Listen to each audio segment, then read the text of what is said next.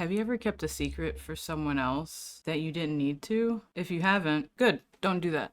But if you have, I know what that's like now. For the past year and a half, almost two now, I've been keeping a secret that I didn't need to for someone else's sake. And that someone else was someone very close to me, as was the person who hurt me. At no point was I supported enough to even be incentivized to keep a secret for them, but I did out of loyalty that I didn't need to have because they didn't have any for me. I think I was just too naive to see that. By the time I did realize that it was too late to do anything like for me to help myself. I hope what I'm saying is making sense. I don't know. Maybe talking about it will make me feel less alone. For the past year, I like to call it brain broken, but I try not to joke about it too much because I don't think it's like healthy. I haven't been too well, and it's frustrating because it feels like completely preventable causes.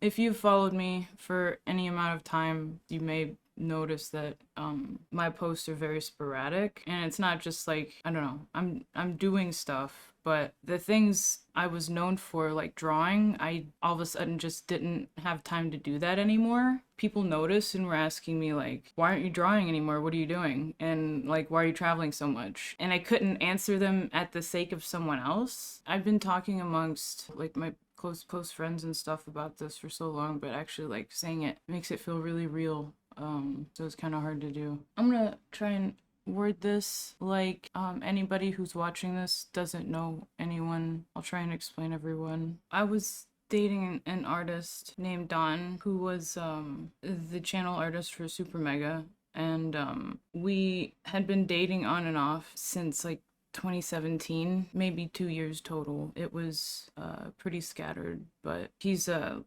Twitter artist like I met him when we weren't dating in 2018, the same time I met Matt and Ryan. In November of 2021, I met him for the first time like while we were dating. Don, that is, at Matt's house.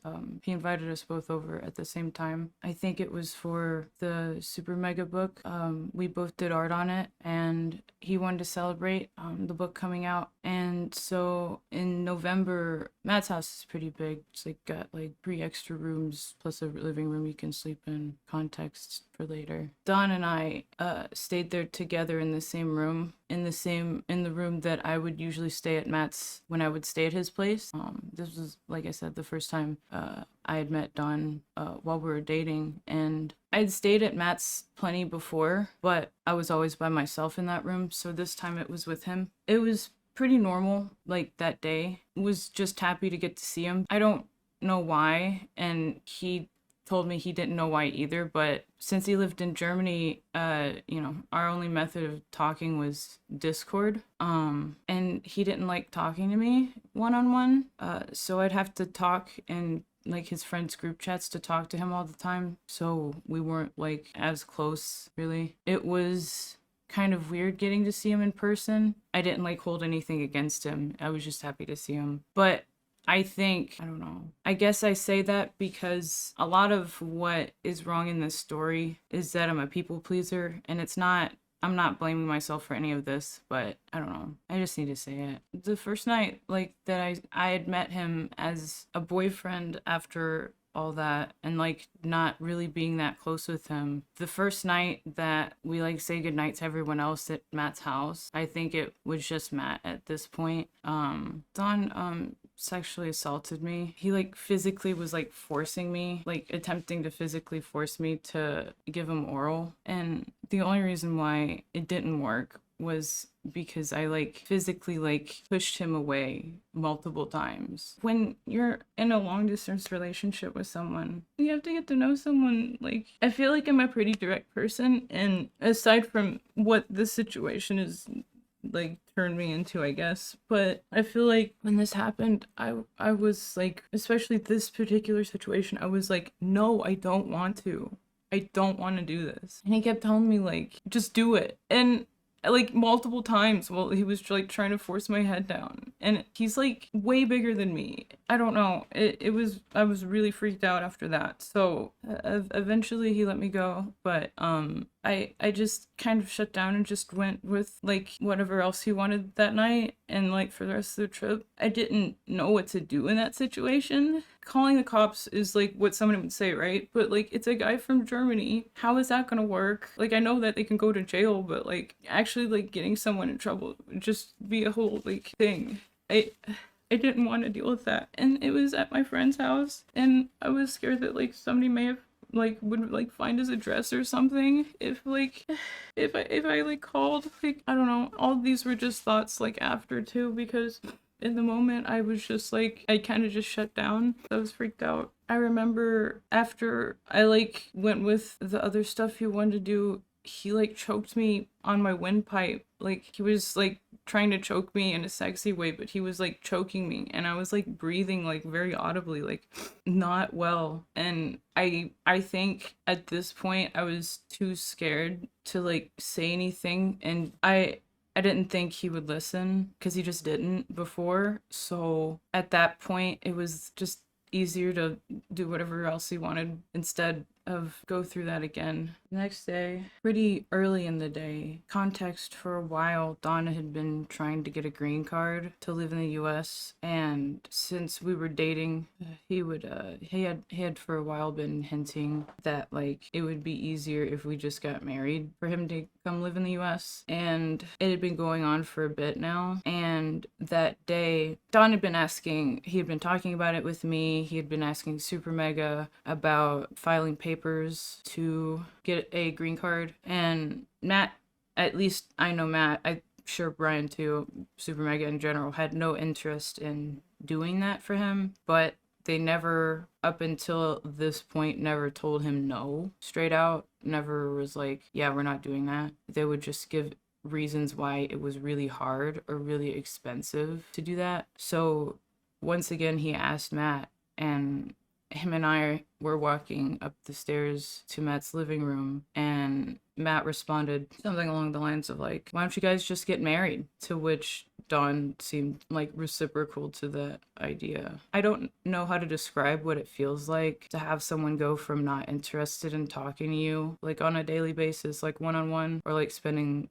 like alone time with you, to but like still being very sexually interested in you. Like they still want to have like nudes from you and stuff and all that fun stuff that having a girlfriend is, but not actually like talking to you. It feels weird to go from that to, after hearing that conversation, just the amount of affection and like references to that, it was a lot to process, and I had no alone space to do that in. It was a lot. Gonna find a drawing I did the second day I was there, and at the time when I drew it, I didn't know why I'd drawn it. I had no idea why I was drawing vent art. The vape says copium. I know it's really corny. There's a point that I didn't show anybody, right? Like it wasn't supposed to be for artistic value, and at the time I just didn't get it. The other thing that happened that day, or the day after, was that I was sitting next to Don on the couch talking to him. I asked him to look something up, and he pulls out his phone next to me, and the first Google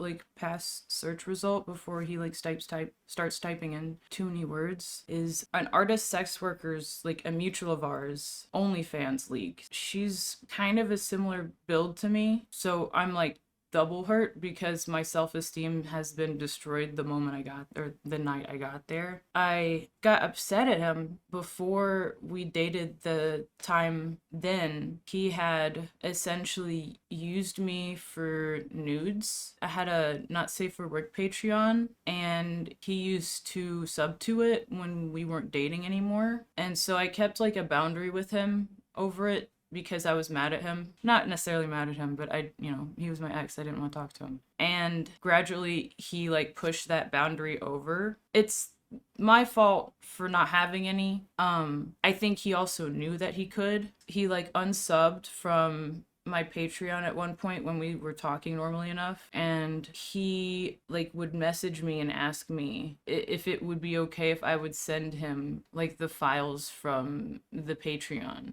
And I would be like, you mean like the old ones that you're sub to? And he was like, no, like new ones, or like all of them. I didn't want to, but my boundaries were so poor. I said, yeah, anyway. Like at this point, we had talked enough that I thought he liked me. So I was trying not to assume poorly of him, because I just genuinely didn't think he would do that. And then he did. So he was like letting me leak my own nudes to him and then looking up a mutual's nudes of someone who looks very similar. So at that point, after what had happened, I just kind of, I don't know, I felt kind of soulless at that point. You know how there's fight, flight, or fawn? I think I did fawn. I'm looking this up. I don't want to fuck this up. Fawn, people pleaser, lack of identity, no boundaries, overwhelmed, codependent. Yep. So I was doing that over time. That whole stay at Matt's was a lot.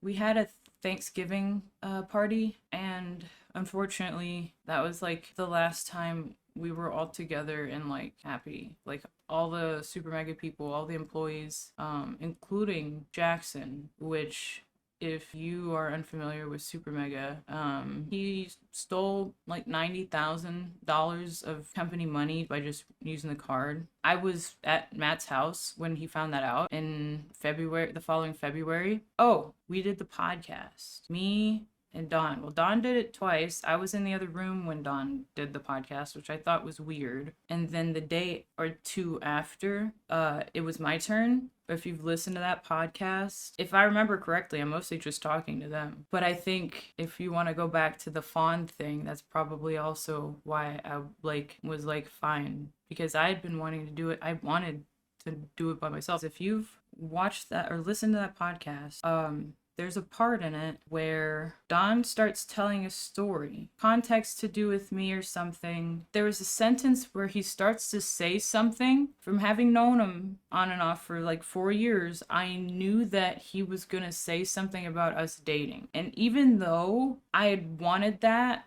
before this trip in November of 2021, I'd asked him multiple times, like, do you want to be public about this? Because we had been before, so I just didn't think of it as a big deal. And he didn't want to, would still draw me art, but only send it to me. So I got a really bad feeling when he started to bring it up. Mind you, I hadn't processed what he had done yet at all, really, besides the fact that I knew he did what I told him not to do, and it made me not feel good. So if I knew he was about to announce, or like not announce, or like casually mention that we were dating in a podcast, wouldn't I want him to mention that?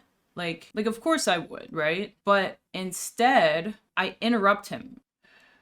I interrupted him, and I made him stop, and I told him, like, I just made a joke or something. I think I said, like, I'm gonna kill you. If you are somebody that likes their podcast or have watched it before, give a shit, you can go find it. There's a part where Don just stops talking. And with this context, if you listen back to it, I think it makes sense. I remember being so anxious. I feel like I was having, like, a mini panic attack or something. I was really bad at talking.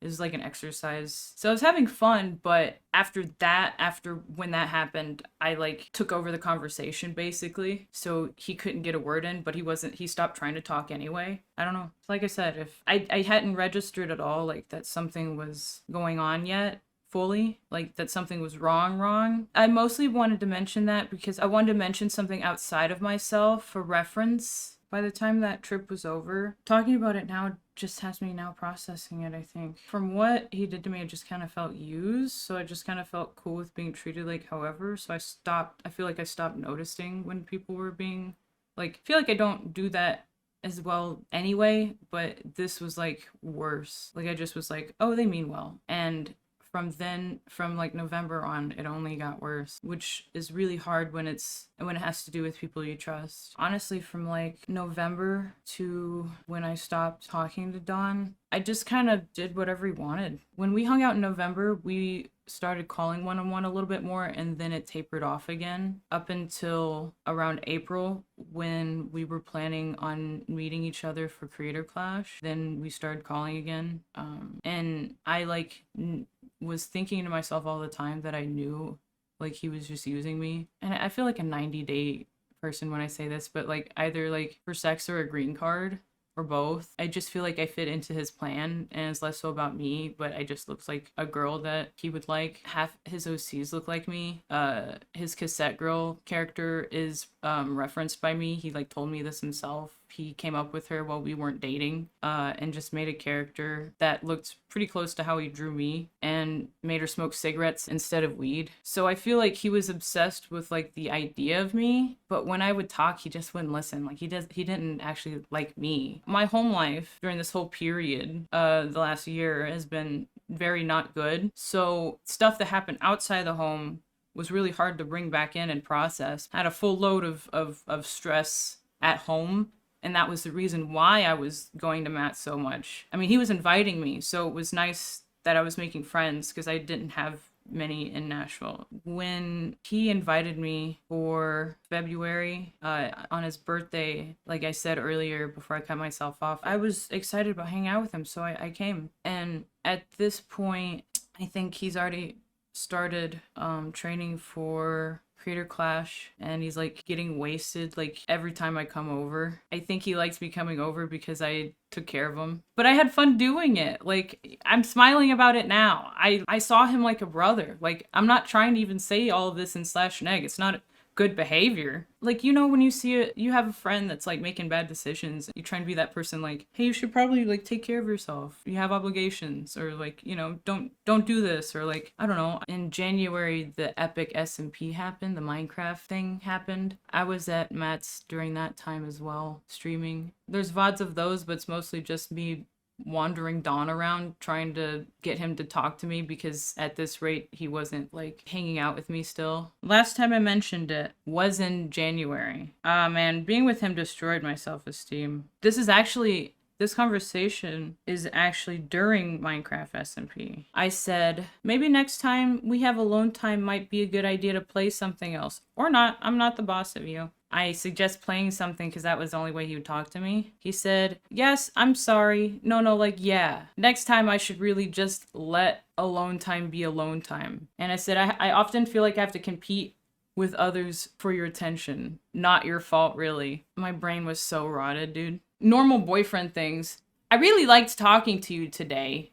Okay. Yeah, because like I was so defeated. I was just like, okay. I think I understand why all of what 2022 happened, I let happen, because I'd been with Dawn for so long that I just accepted any sort of like positivity, even if it was at like my own detriment. That meaning like not ever bringing up stuff hard. Like if you bring up something and they ignore it and like reply to everything else, just not bringing it up anymore. Like I would just do that all the time. Not sure if anyone can relate to that. I mentioned explicitly about how it would remind me of, quote, the thing with group calls where I'd hop in just to spend time with you and I'd actually not be interested in socializing with other people. And it just like unaddressed. I haven't been on one-on-one calls in a while, so I need to get used to not having multiple people talk. And I'm just saying stuff like, I'm probably not that fun to talk one-on-one for long, but I'd at least just like a little time alone every now and then. I won't bother you too much about it. Normal girlfriend things to say. Yeah, I felt like a piece of me because I was just useful for like gaming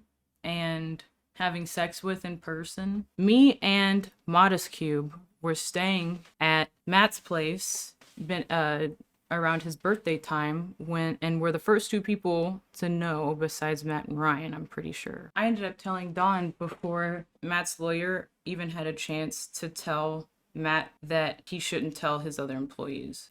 So he got a little upset with me and was like, just don't tell anybody else. And I didn't. Even around the time when Leighton was working there, because I had known him since he started working there, even I didn't tell him. And we had been friends since he started, like, immediately. But it never felt like things were the same after that. Part of why it's taken me a year and a half to even say anything is because, like, I had only just until recently had time to even process all of this. So apologies. Yeah, I stayed home in April to save up money for Creator Clash. So at this point, I'd made plans with multiple friends to get an Airbnb for outside Tampa.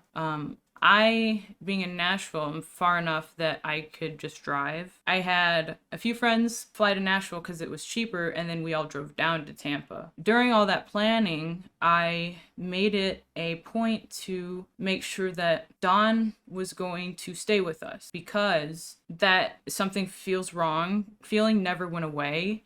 And I was starting to put pieces together what it was, and it was getting too hard to like hold on and not talk about, because I hadn't told anyone. It felt like a lie to me. I don't know why. It's funny, it's 10 years ago this year, I had actually called someone out before. I did it a bit over a year after it happened, because I also didn't process it, but it was also with an ex-boyfriend. I was 17 and he was 21, and I also told him no the whole time, and he still kept going. So it felt like I was like reliving something I'd gone through before. And when that happened, I was somebody who posted art onto Facebook at the time, so that was like my online presence. And we had a lot of mutual friends, and so I was scared of him, and I mustered up the courage to like talk about what happened, because I had watched him for long enough that I was like, I don't think he's different. I don't think, because he apologized to me when it happened and all that, but nothing ever changed. I could just tell nothing was different. And after I had not been with him anymore, he was still like just very creepy with other people in the same way he was with me. This was 2013, I think. Yeah. I had friends I was friends with for years choose him over me. There was a few friends that I trusted that I told in private. They were like, oh, damn, that sucks. And then they would still hang out with him. And it made me feel unsafe, and I didn't know how to word that, but I was asking them.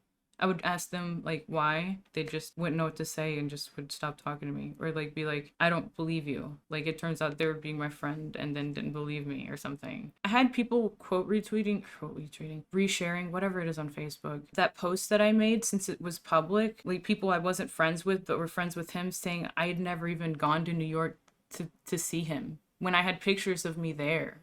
And when I would, like, respond with them, they'd block me. There was just so many people that did not know me at all saying I was lying. And mind you, this was before talking about sexual assault was like a normal thing to do in media at all, or like the Me Too thing or anything. I don't know if it would have even helped. Not that it would have, but it just I found out years later that the person that shared the post that said I didn't even go there also got groomed by them, because they were like 16. All that context just because of all that happened. What I did know what was wrong was that I didn't feel good, and I was pretty sure I knew why. And the other thing I was sure was that I didn't want to go through that again. So when I was planning on having him come to the Airbnb, my thought process was, if I could just talk to him in real life about this, there wouldn't be a need to do any of this. He lives in Germany. I live in the South at this point. You just have to go so out of the way to like bump into each other that way, that there was no harm in me just like pulling him aside at some point and being like, hey, you remember this? It wasn't cool. Let's not talk anymore, or whatever, whatever line of dialogue. So it's not something that's screenshotable, something that other people can like speculate or be like, that's fake, or I didn't want people doing that to me again. I don't know. I'm a big boy or whatever, but the whole time leading up, it was pretty easy to detach from Don already, to like process, because he didn't call that much or didn't want to. So that was fine. We started to more, but I feel like at that point it was just kind of to keep tabs and like kind of confirm my reality of like, is this actually going on or not, rather than it was to actually like spend time with him at this point. If you've ever been with like someone that has abused you, especially when you've been with someone for years, it's hard to just kind of be like, all right, bye. I didn't owe him anything, but I felt like maybe it was self-preservation, but I wanted to just it to be clean and just be like, all right, we're done. That's it. I've known for a while, but now you do, kind of thing. Because I had intended on it for a while, like cutting off contact with him, because I realized it was like not good for me. But getting the idea and building intention, two different things. Building intention takes time. So it came with the B&B. I came with my friends. And then it was me, my friend, and Ethan. And after Creator Clash, it was also Rav. So I had plenty of people to like surround myself with between me and him for the time of the Airbnb until the last day, basically. I was just kind of feeling out the vibes when it happened, but like when we were there on when to tell him, but I ended up telling him like the day before he left. The Airbnb had lots of rooms, so I stayed away from him the whole time and just kept my distance. I didn't want anything to seem like anything's wrong because I didn't see the point in freaking Dawn out and have like 4 days of him left there and have nowhere to go. Like someone could be like, he doesn't deserve it or whatever, but I didn't want to do that. So I waited till the last day. Well, the day before Creator Clash is they had a gala. Everybody was congregated over there. And at one point, like during, it was the weigh-in, not the gala, it was the weigh-in. I don't exactly remember how or why, but I come out from the room of the weigh-in and Don has a giant nosebleed all over his shirt, all over his white shirt. And I just get the worst vibes ever. That was like when he started feeling like I didn't want to be around him because I was like, I would say that it was on purpose, but a lot of times it wasn't. There was just so many people that it was kind of hard to keep track if somebody wasn't like following you. So I genuinely didn't think he cared. So I got really freaked out when he started getting freaked out. Like I was like fucked up in the head and all I cared about was like other people's comfort. I don't know. We visited a couple beaches and stuff. At the second beach we went to, everybody's hanging out at the beach all day. Like it was the longest day we had at the beach. And like on the way back before we go get a hotel room, Don's like talking to Ethan and like mentions that we're dating. And so after that conversation, he comes over to me and he was like, "You guys are dating?" And my like stomach sank because I was like, I gotta talk to you about this thing because it's not normal to like have someone have to tell you that. And then I don't know, I've never been in that situation before, you know. I didn't expect to tell anyone besides Dawn. I mean, what was I gonna do, lie? It wasn't even like an option in my head. I didn't know what to say besides just say like, hey, this thing happened a few months ago, because at this point in May, it was only like, it was about half a year. It was just like, this is one of the few moments where I actually have like photos of that exact moment, because around this time in my life, I was just like, I've been traveling a lot more than I'd ever, and I've always traveled a lot, so I just would take photos of stuff like mundanely, with no intention of posting them. Most of my photos I don't. Anyway, here's like right as that conversation. I talked to him for a little bit. I'll show you a picture of the beach because it was pretty. I only care so much about those pictures because this place got destroyed in Hurricane Ian. So yeah, after I told Ethan, it was too far to drive back to Tampa that night, and it was too late at that point. So we got a nearby hotel, and rooming arrangements were very hectic, and nobody knew who they were staying with. And I was really freaked out from having had that conversation. The like realness of everything set in after I had told someone else. I sat in the car for a long time scared because I was like thinking that, well, I don't want to go in that room with Dawn because there was like 3 or 4 separate rooms between everybody that was in the car. And that's actually Dawn's last messages to me on Twitter is this. It was a bad night. I was just kind of hiding in the parking lot hoping everyone would go to sleep and not find me. I'd had like a script in my head written for the whole trip, and then once I got broken, everything got way too real, I guess. I thought that how I was doing things was like the best way to do it, but I don't know. It didn't like foil my plans or anything. I still got to tell him. It was just, it added a lot of anxiety that I didn't have because I hadn't gotten to process it. If you've ever been abused physically, sexually, telling someone else, like verbally, it makes it feel so much more real that it can make you feel completely different than how you did before, and it's very jarring. So I was dealing with that. I felt like I had like shell shock or something, and I couldn't get away from the person that I had this realization that I was like really messed up by. But I don't think we stayed much longer after that. I stayed with Ethan that night, and the next morning, I have a picture of that. That's me with my stuff about to go drive back to Tampa. So there was only one more day after this trip, and that day Ryan was still healing from his fight in Creator Clash, and I kind of skipped over them from Creator Clash. I picked Matt and Ryan up from the airport. Like I planned a lot of my trip around like making sure I could help them just because I wanted to. Makes me feel silly. but we didn't really get to hang out with him that much after Creator Clash. And since he was healing and like healed enough to be okay, we invited him over and we smoked and hung out at the Airbnb on the last day. And I cooked everybody steak. And then by the time all this was over, everybody was pretty tired, so everybody went home or went to sleep pretty quickly. And it was after that that I told Don, I pulled him aside. We went on a walk around the neighborhood the Airbnb was in. The way I told him was basically, I was basically like, hey, do you remember November when we first hung out? And he was like, yeah.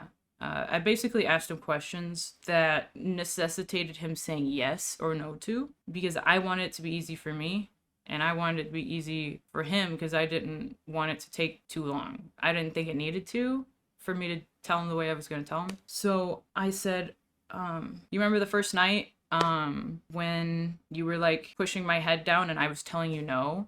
Yes, he says.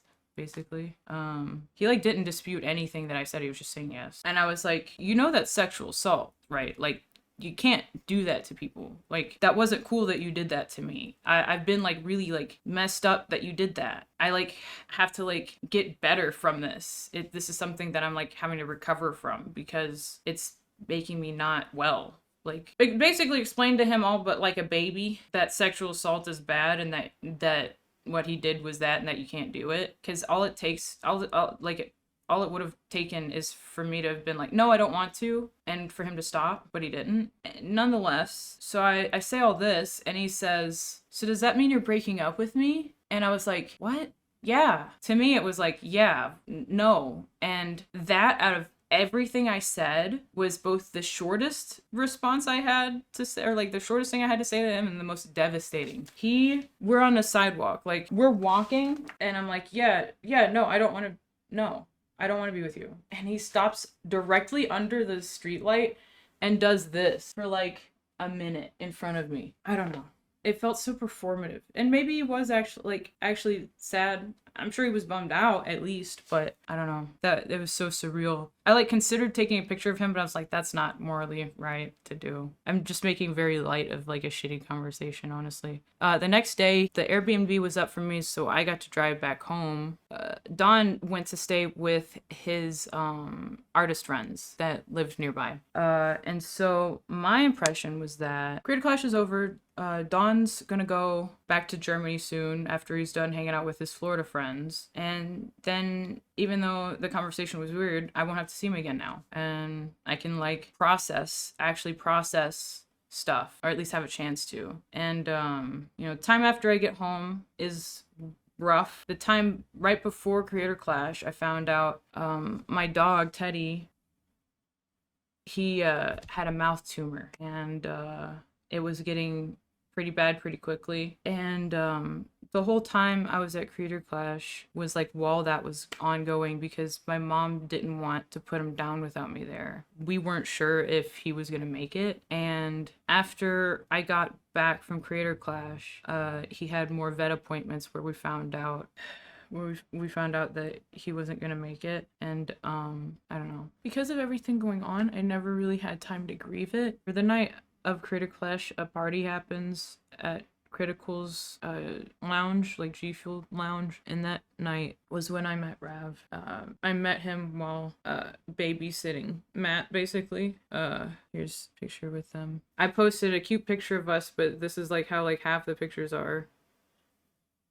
But like, there was a girl there who he was like going around to people and being like, you see her?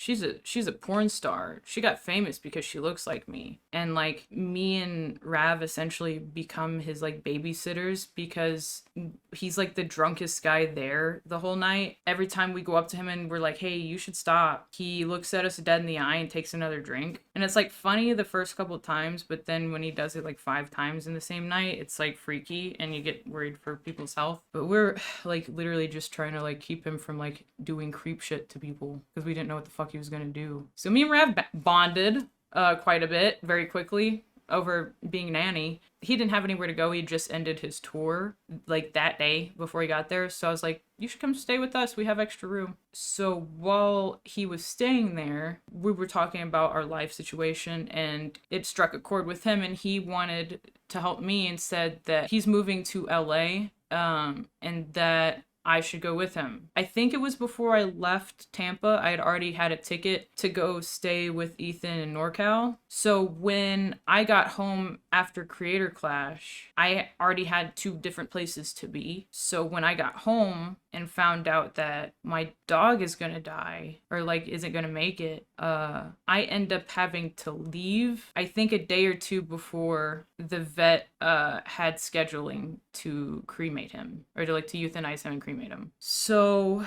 I missed the death of my dog by about 2 days, 2 or 3 days. So when I get to Modesto, because I'm like getting support, things seem kind of up, because at this point I'm thinking, not going to see Dawn again, moving out of my bad home situation. Obviously Ted's the bad thing, right? That's like, at that point, that is the bad thing happening to me. If you've ever lost a pet, or you have a pet and haven't lost it, you can imagine what I was going through. I was just like bedridden for a while. So there was a chunk of time, I want to say around a week after I got there, that I just didn't do that much. That and like mentally recovering from Creator Clash. And as that span of time occurred, every time I'd look on my phone, I'd notice things were going on in LA. Like, why is Dawn in LA? I thought he was going back to Germany. Turns out Matt invited Dawn to stay with him after Creator Clash, after he was done staying in Florida, and I think maybe somewhere else. It occurs to me that I'm gonna need to talk to more people about the Dawn thing, what happened with him, to give context to why I don't want to see him. Why would I ask my friend to make sure I don't see someone? It genuinely would have to be a good reason, and I thought it was, so that's why I just told them. I didn't feel comfortable, so I called Leighton first. I didn't know him nearly as long at all, but I feel like he had gone through, or has gone through enough, that him and I both talked about, that I know he would relate when I told him, or understand and believe me when I told him, without a doubt. So it was the least emotional burden for me to call him first, I guess. I did it to tell him too, because he's a friend to me, but I wanted to ask mainly about, how do you think Matt and Ryan's gonna take it, basically. And he assured me that they're gonna take this, he was for 100%, they're gonna take this seriously, definitely. There's no reason why they wouldn't. There's no way they would want to work with him after knowing that, and all that kind of stuff. And so I was all right, I felt normal, you know what I mean? I felt validated, I guess. So I called Ryan, because I don't know, maybe I was scared to call Matt. I messaged Ryan and I said, hey, are you free for a call right now? At 10:30. I said, it's pretty late, so if not, it's fine. He said, sure, call if you want. Calling with Ryan made me feel even better, because he immediately apologized and was I'm so sorry that happened.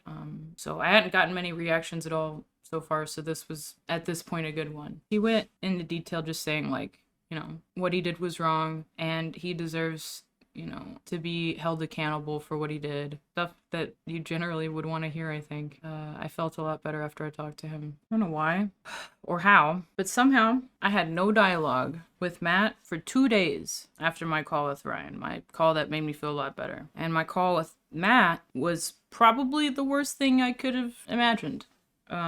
That's how the conversation went. He's apologizing about Teddy. I booked my flight, so I told him when. This is what he says after. Very nice words, right? I personally think him and Ryan did lots of talking before he decided to call me back, because his phone's with him all the time. He could have called me back at any point. I think by the time I got off the phone with Ryan, it was probably already too late for me to tell things how I wanted to, because it wasn't my choice anymore. I was getting asked about how things happened and stuff, very inquisitively, when I was on the phone with Ryan. And that was the one thing that I thought was weird, because if I believed someone, I wouldn't be asking that many questions. I'd just be I don't need graphic detail. It was a little weird. He lets me tell him what happened, as I told you.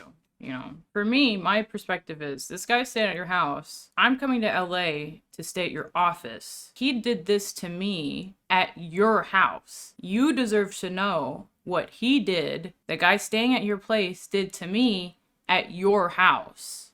Like, it just made sense to tell him more than anyone. So then when Matt calls me 2 days later, 2 nights later, I tell him what happens or what happened, and he tells me, oh man, this is a bummer. Like, this sucks. Like, right after the Jackson thing, this year is just so crazy already. Like, there's so much going on. And now this? Let's not mince words here. I told him what happened, said what I said to you just now about how I think he deserved to know because it happened in his house. And I told him that I didn't want to see him because he's at his house. So I knew that if there's going to be anybody with the power to keep me from seeing Don in person again, it was him. So of course I'd tell him. I'm asking to like make sure this guy is physically removed from me when we hang out. And Matt, his response is immediately business with the Jackson mention. And then he says something insane that he would go on to repeat all summer to multiple people. He said to me after I told him about his friend that sexually assaulted me, his friend and employee, he said, SuperMega's my magnum opus, and I would hate for something to mess it up. He said that multiple times. I remember I was sitting on like the curb of the parking lot of where I was staying at the time outside, just like staring, because I never in a million years would have expected Matt, my friend Matt, to say something like that to me. It's like a switch flipped in him or something. Like, he just immediately became different. And I purposely told both of them, I'm calling you because I don't want this in a text. I don't want this screenshotable. I don't want this to be a big thing. I at least want the choice to have that, and I get the choice if it's not drama. I didn't want that, and I told them that, made that clear, and I feel like they took advantage of that fully. They took advantage of how much they knew me to that point. Matt told me after the magnum opus thing, well, we'll make sure that you don't not get invited places because he's in town. Like, if we're like all doing something and he's in town, like, you'll definitely still get invited. Like, we'll still definitely invite you. And to all these things he said, I just didn't say much. And he just kept saying things. He was like, would it still bother you if we like still worked with him? And I started like being like, I don't know.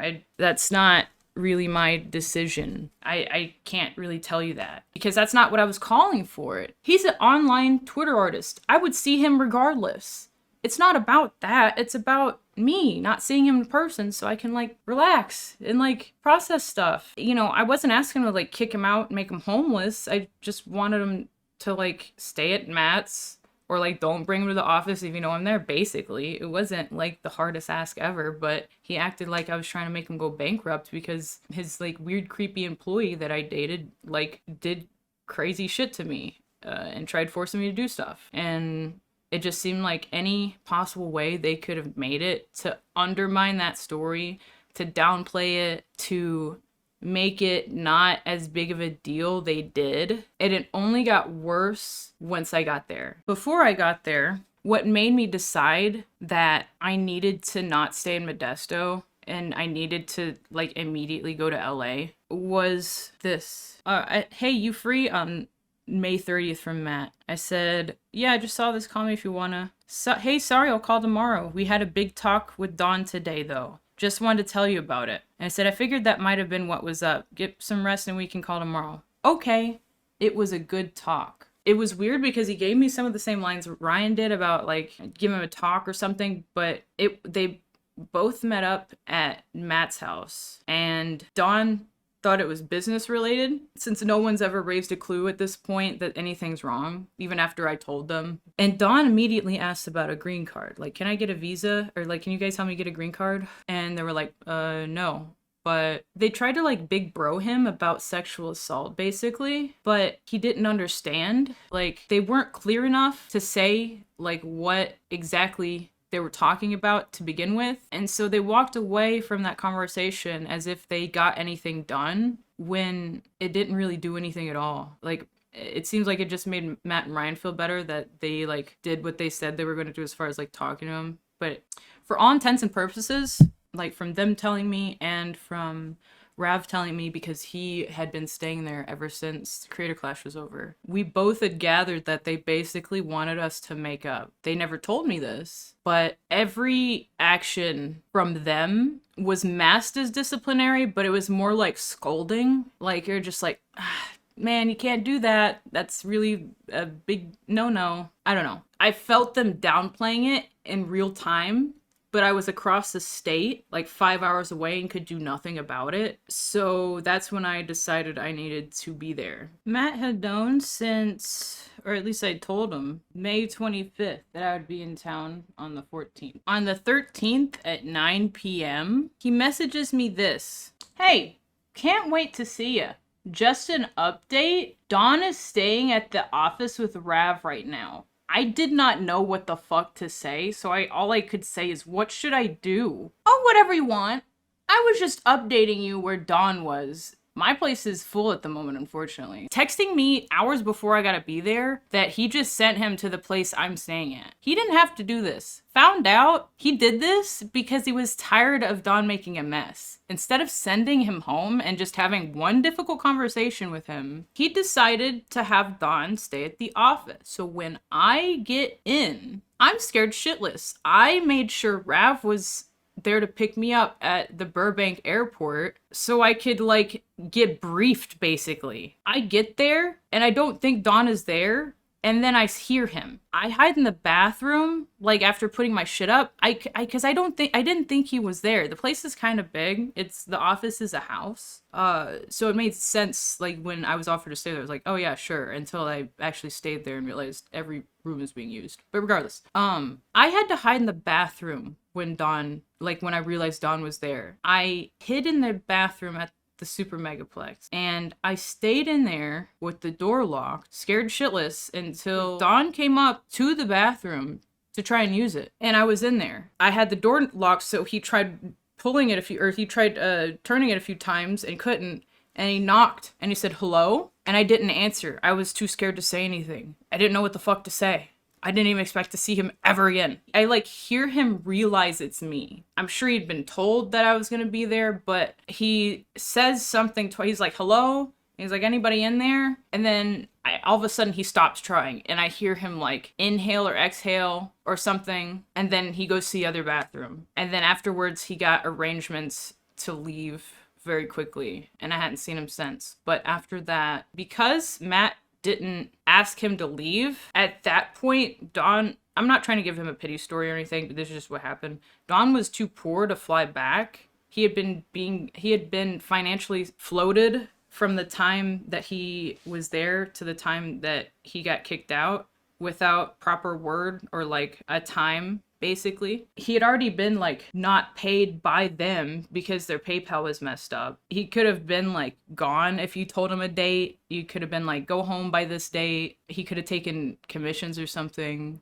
free will. Matt could have done all that with Dawn and not had me see him. But instead he was doing stuff like posting Jim's cat sitting on Dawn just a few days before I get there. 6 days before I get there. So Dawn's gone at this point. Vibes are fucked in the office. Dawn was staying on the couch, so I don't want to stay there because I know what Dawn smells like, and it smells like him. So Rav's already been staying in the game room. It's this huge futon, so I just put all my shit in there with him. So from day one, it was fucking weird for multiple reasons. It was weird because I think people got the wrong idea from me staying in the game room. People were uncomfortable by me because of the Dawn thing.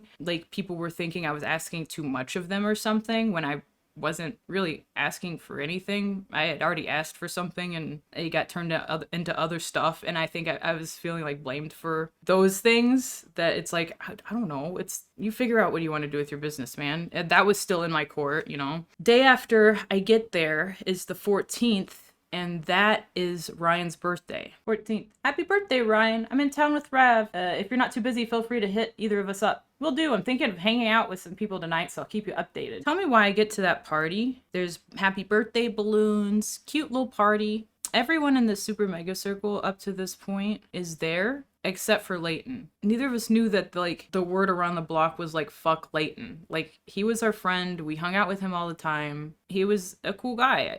I couldn't even, like, fathom not liking him. So when he texted us that night and asked us what we're doing, I said it was Rav, and he said something along the lines of, like, we're at a party, or, like, we're at Matt's house for a get-together or something. And Leighton was like, is it Ryan's birthday party? Because he knew it was his birthday. I mean, they worked together.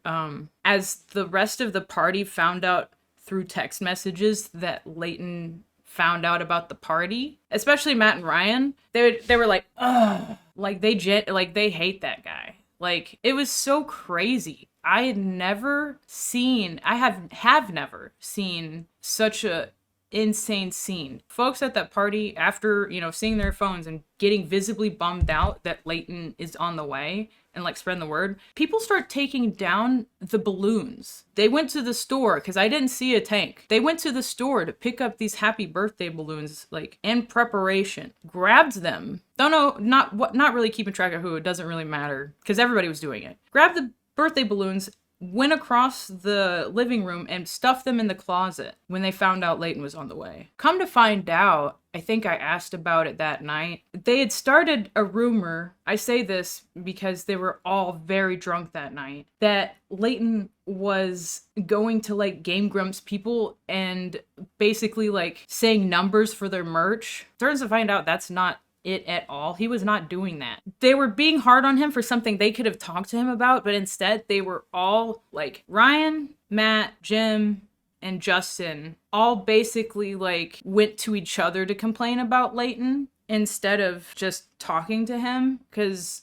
you know, I don't know, like, from day one, Leighton has been on my side about the Don thing. He's never doubted me or never, like, asked me a weird question about it, like he didn't believe me, or, you know, just stuff a friend does. But he was definitely the only one out of all of them that didn't have as many questions, because he, like I said before, has had experience with abuse. So I think it made him less of a yes man, which was very inconvenient for them, especially with the bad behavior they were committing at the time. Because, like, when someone says, like, hey, your friend assaulted me, that friend happens to be a coworker, can I not see him? And you say, this job is my magnum opus multiple times. There's, like, you just, like, don't care about people. You just, like, care about yourself. Like, you just don't see people as, like, real things anymore. And that definitely is, like, how I felt to him. After the birthday party, Leighton always kind of knew that something was up that night. No one had told him in, like, formal words, like, hey, they hid balloons from you, dude. Like, they put the whole party away to make it look like there was, like, 10 people chilling there without prior plans. But little did I know that that would be, like, the peak of the iceberg onto how performative they would be. First of all, not get into any sort of, like, actual conflict with people, but to, like, be nice and manipulate people into doing an action that they've pre-approved. I don't know. Like, as time went on, I realized what they saw me as through other people's eyes, through how they treated other people. I was like, oh, they treat me like that too, rather than realizing that I was being treated badly, because I was kind of, at this point, okay with being treated badly, or I was, like, used to it, or whatever you want to say about it, right? My birthday was a couple days after, and pretty much no one came to it. Nothing against anyone, really. It's just, it's when I started to realize that things were weird. More weird. Only Jim and Rav were there. Rav I was living with. Jim was there after work, and I think he came along with us when we went out to dinner that night. And then someone else's birthday was, like, 2 days later, and everyone was there. But he's like somebody that gets, like, approval. He's not like Leighton, you know? I think that's when I started getting the inkling that I was falling out of favor with everyone. I just think that I didn't understand it. Not because it didn't make any sense. It had happened to me before. But they were still inviting me to stuff at this point. They were still hanging out with us. They were still being friendly, like, making plans with us. It was weird. There was a night where we all went bowling in K-Town, and I got so freaked out from how weird everything was that I had to, like, leave the bowling alley and, like, go cry by myself outside. I've never done that before, ever. I'm not a public crier, ever. I mean, I say that when I'm crying on this video, but I'm at home, right? But the closer to AX things got, the weirder things got. and I had been planning to hang out with everybody during AX. I was supposed to be in the SuperMega video last year at AX. I just didn't get any contact from them that day after like weeks of like Matt coming to me and being like, you should be in this video. And I was like, yeah, sure, that sounds fun. No contact that day. So I was at AXD and doing my own thing, taking my own photos, because that's just what I do anyway, so it was fine. But on the 4th, I had a cookout for everyone at the Plex. Me and Rav bought a lot of stuff, like a pool and stuff for the party and all this, and I just spent the whole day cooking. Spent all day cooking, blah, blah, blah. Everybody gets kind of lit. Most people leave, and I'm in the kitchen, and Jim is there. Jim is an employee at SuperMega. I had considered us buddies for a while. We're both from Tennessee. I'd like, I guess, bonded with him over it or something. So I'd never seen him as like anything but like a friendly face. So he walks up to me after dinner and everything. It's probably gonna be like 10 or 11. And he's like, I noticed you've been feeling down lately. I've been like said something about how he's been like watching me or something. And I tried not to take it in a weird way because I was like, well, I don't really know how else you'd say that, right? Like I don't know. So I like try not to overthink it because I was trying to listen to him. He invited me to talk about what happened with Don because he didn't know the full story. If at least according to him, if he did, somebody else had told him and he wanted to know my version. I really don't know. We went from the kitchen, right outside the kitchen, to the living room and sat on the couch Dawn was sleeping on. And okay, so my reference of Jim is that this is a silly guy. So when he like sits down on the couch next to me and then lays down and stretches out, I'm like, he's just being silly. So I tell him the whole story. I tell him everything that happened, up until then. I'm pretty sure I even said about that Don was there at the office and all that, and just because he came to me asking why I looked upset a lot. So of course that's all the reasons. When he heard my story, he was like, man, I'm so sorry. And then proceeded to like start flirting with me like right after. This is when I realized, because I was doing most of the talking, that after I was done with the story and he started talking, like he started saying flirty things and like he started putting me in a headlock, that I was like, oh, he's drunk. And like pretty much right after I realized that, he started kissing me. If you've ever seen a picture of Jim, he's a really tall guy.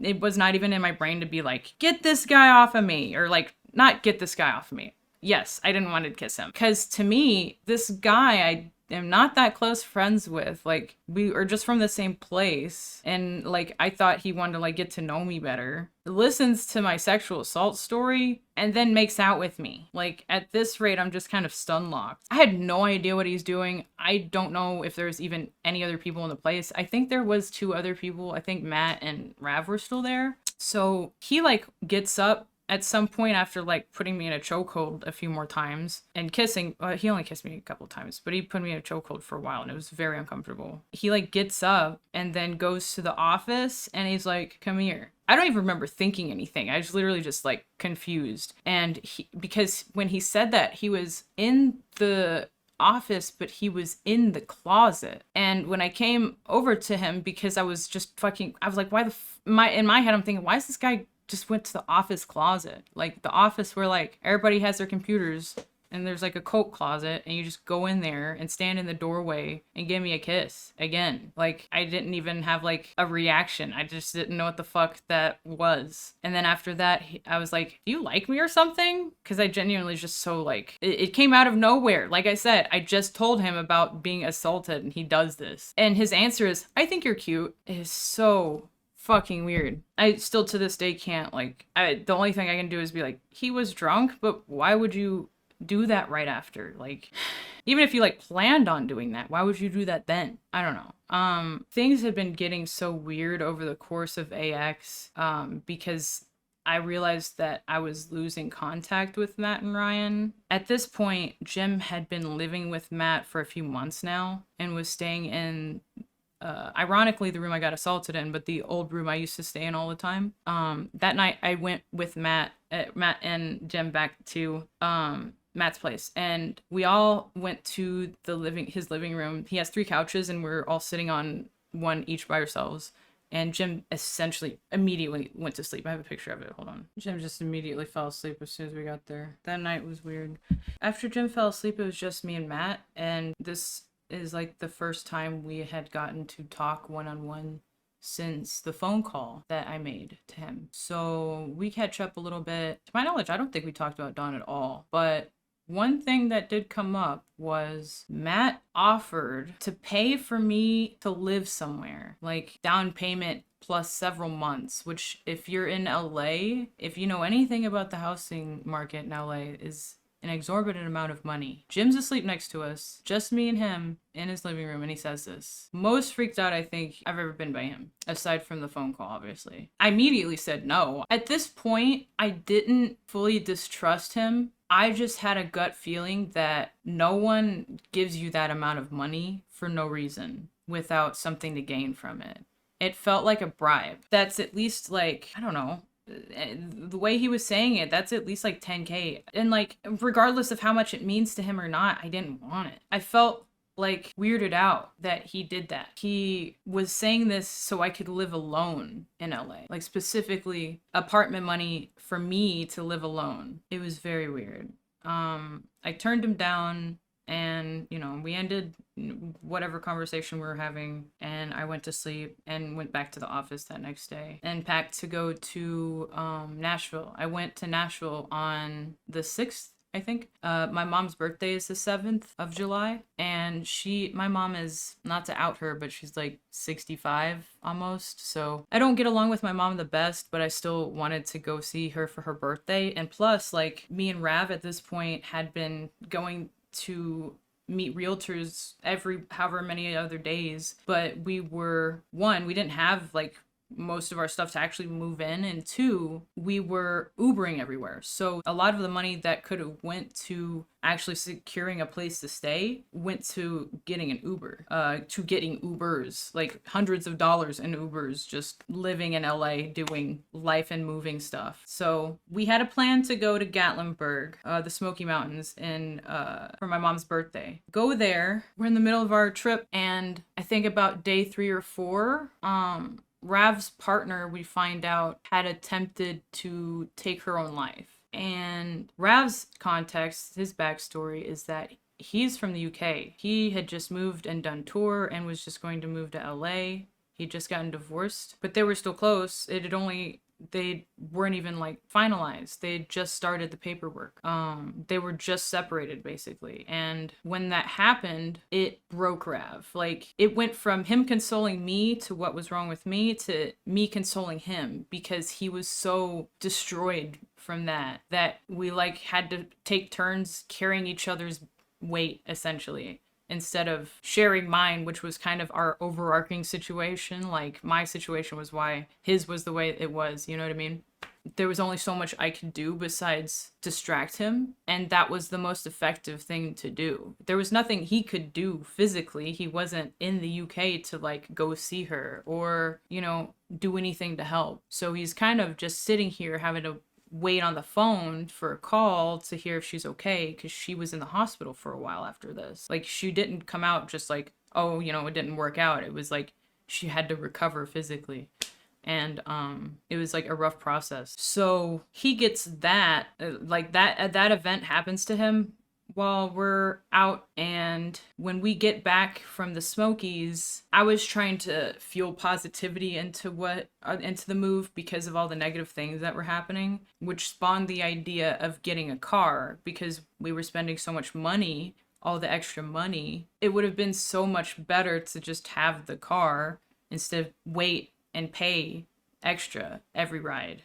It was making us late to appointments to go see places. It was making places off limits because they're too far of an Uber. So buying a car was the next step to just be like, oh yes, we have independence. We can like get out of the office faster, right?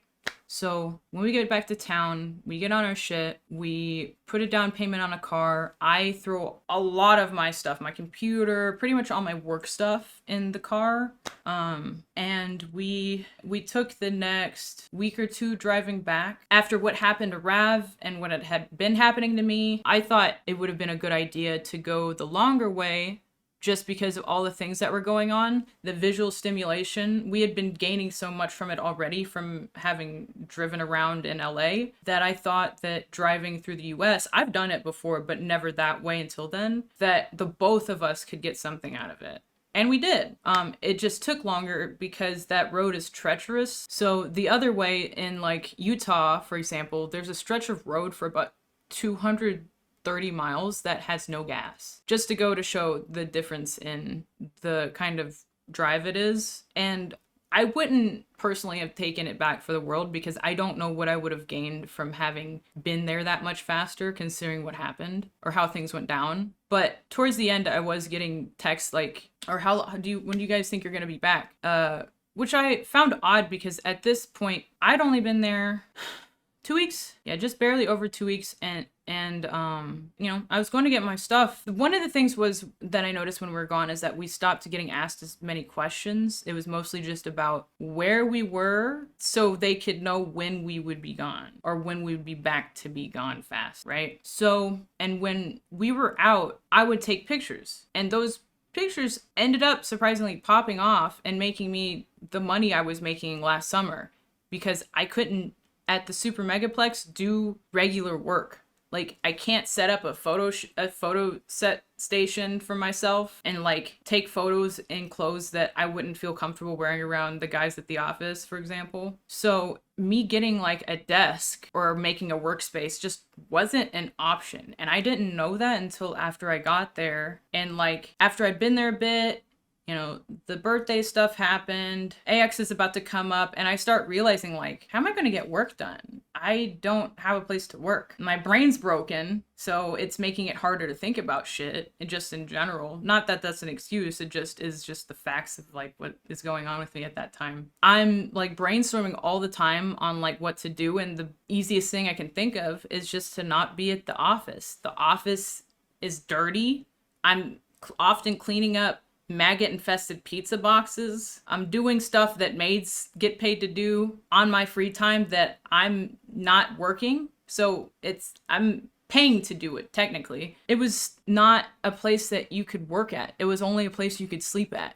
And every time I was gone and made plans, it was strategic. It was like, all right, while we're here, we're going to do this, that, and this. And I'm going to take pictures here, this, and here. Everything was so meticulously planned except for the locations, because I just stumbled upon them. So I would just wear a maid outfit all day, drive around, find a spot, and that would be how I'd make money, is take a picture of wherever I would end up traveling to. And I just was just getting lucky. But there was 3 times we were gone. 2 weeks for my mom's birthday. So that was, I think, a 4 or 5 day trip to Gatlinburg, plus the day before to travel there. And then the rest of the time was traveling back. So maybe like at most 7 days of travel during what was one of the hottest summers ever last year. Didn't even include in those figures buying the car. I think we spent 2 days on that, trying to find the car and then buying it, which I could have spent more time on it, because I ended up getting a car that needed a $4,000 repair when I got back to LA.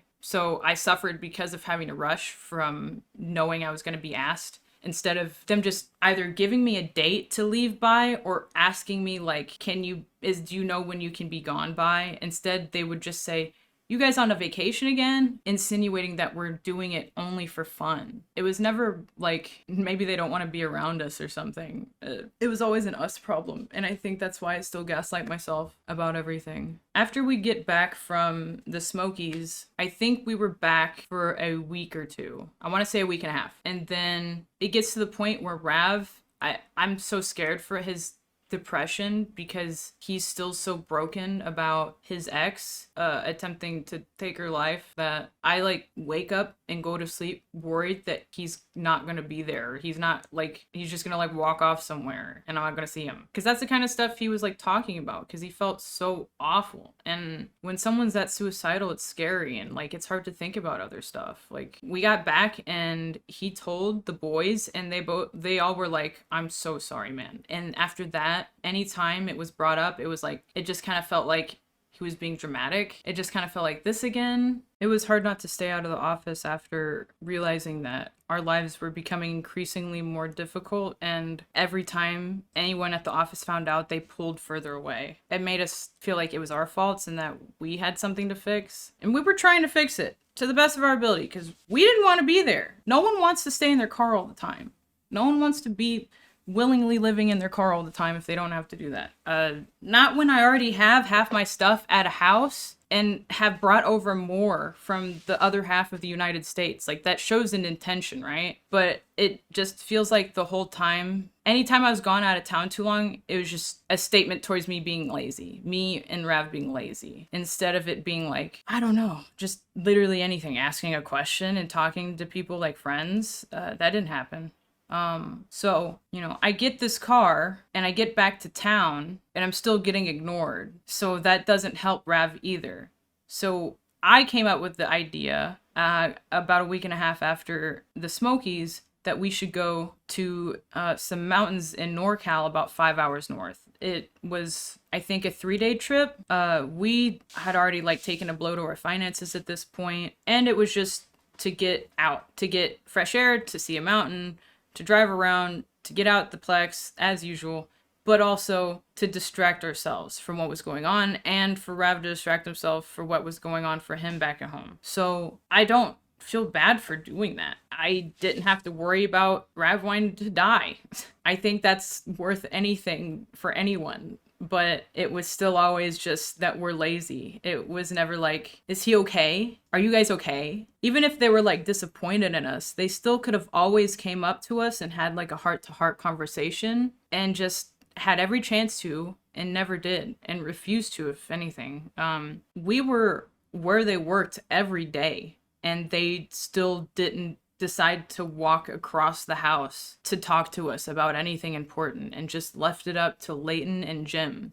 Mostly Jim, because Jim wasn't friends enough with us to take our sides on anything. Leighton would have and had said things in our favor against theirs, and I think that upset them. And it was around this same time, aside from the creator clash thing, that they really started to ice them. Around the same time they started to ice us. We get back from the mountains and no one talks to us. We are basically statues in the backgrounds of the house. And not that we expect people to come chat us up all the time, but it's obvious when you're getting ignored. Anyone knows what that looks like. So we become painfully aware that we're being ignored and just still trying to do our normal thing. I'm doing work around town.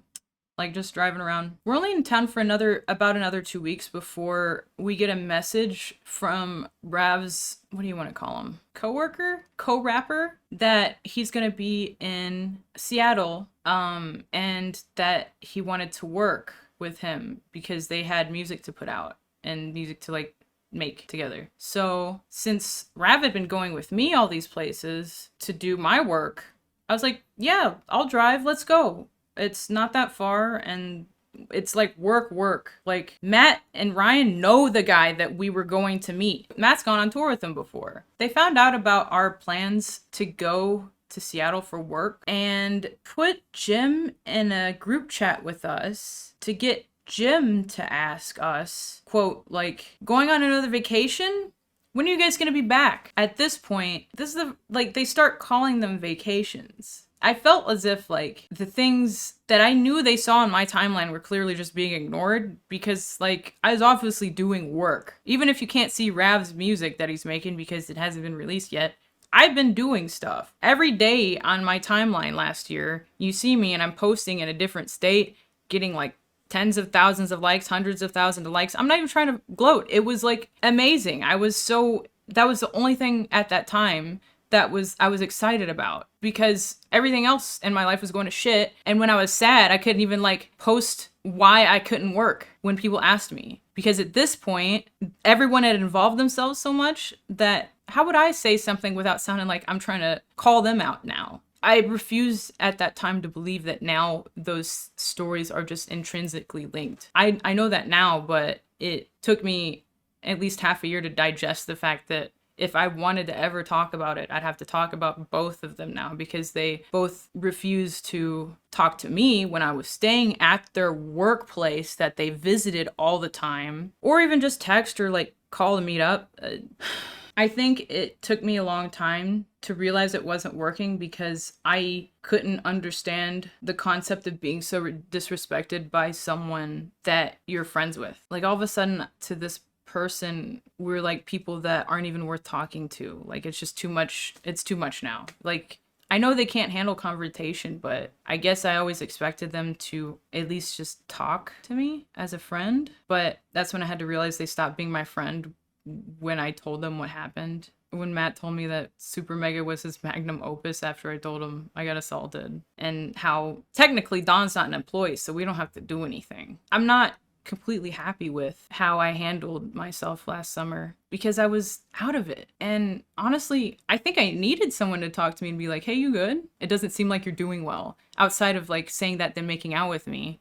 Well, when Jim put himself in a group chat with me and Rav and asked that, we basically just saw ourselves out, because we were so beaten down, and like we really both thought that them knowing what we were going to Seattle for, since they knew who, they knew why, they knew what, it was for work, couldn't be any more work for work than it possibly was. And this was the straw that broke the camel's back, like the most work trip visit we've taken so far. It was just defeating to get a message like that, I think. So we just offered ourselves to just leave, because we had a feeling that it was going to happen anyway. I can only speak for myself, but the fear of being kicked out without a date was freaking me out, because there's no date. No one was saying a date. No one was like, you got to be here by, or you got to be out here by then. I remember there was a time frame of like the middle of August, but we had plans to be back by then. So if things had gone correctly, we get back from Seattle, grab our stuff, and we can peacefully fuck off, because we would have had time to plan it. Oh, sorry to mention, it was Jim and I in the group chat,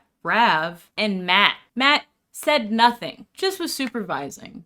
Just didn't say anything. Yo, just heard y'all were taking another vacation. Wonder if there are any updates on the expected move-out date? Hope the search has been going good. This whole time, Jim had been showing us places and being like, this is cool, you should sign up for here. And then when we didn't manage to land a place, because if you've been in LA and tried to move into a place with someone else, it's very expensive and very hard, and there's just LA realtors aren't good. We had a lot of problems.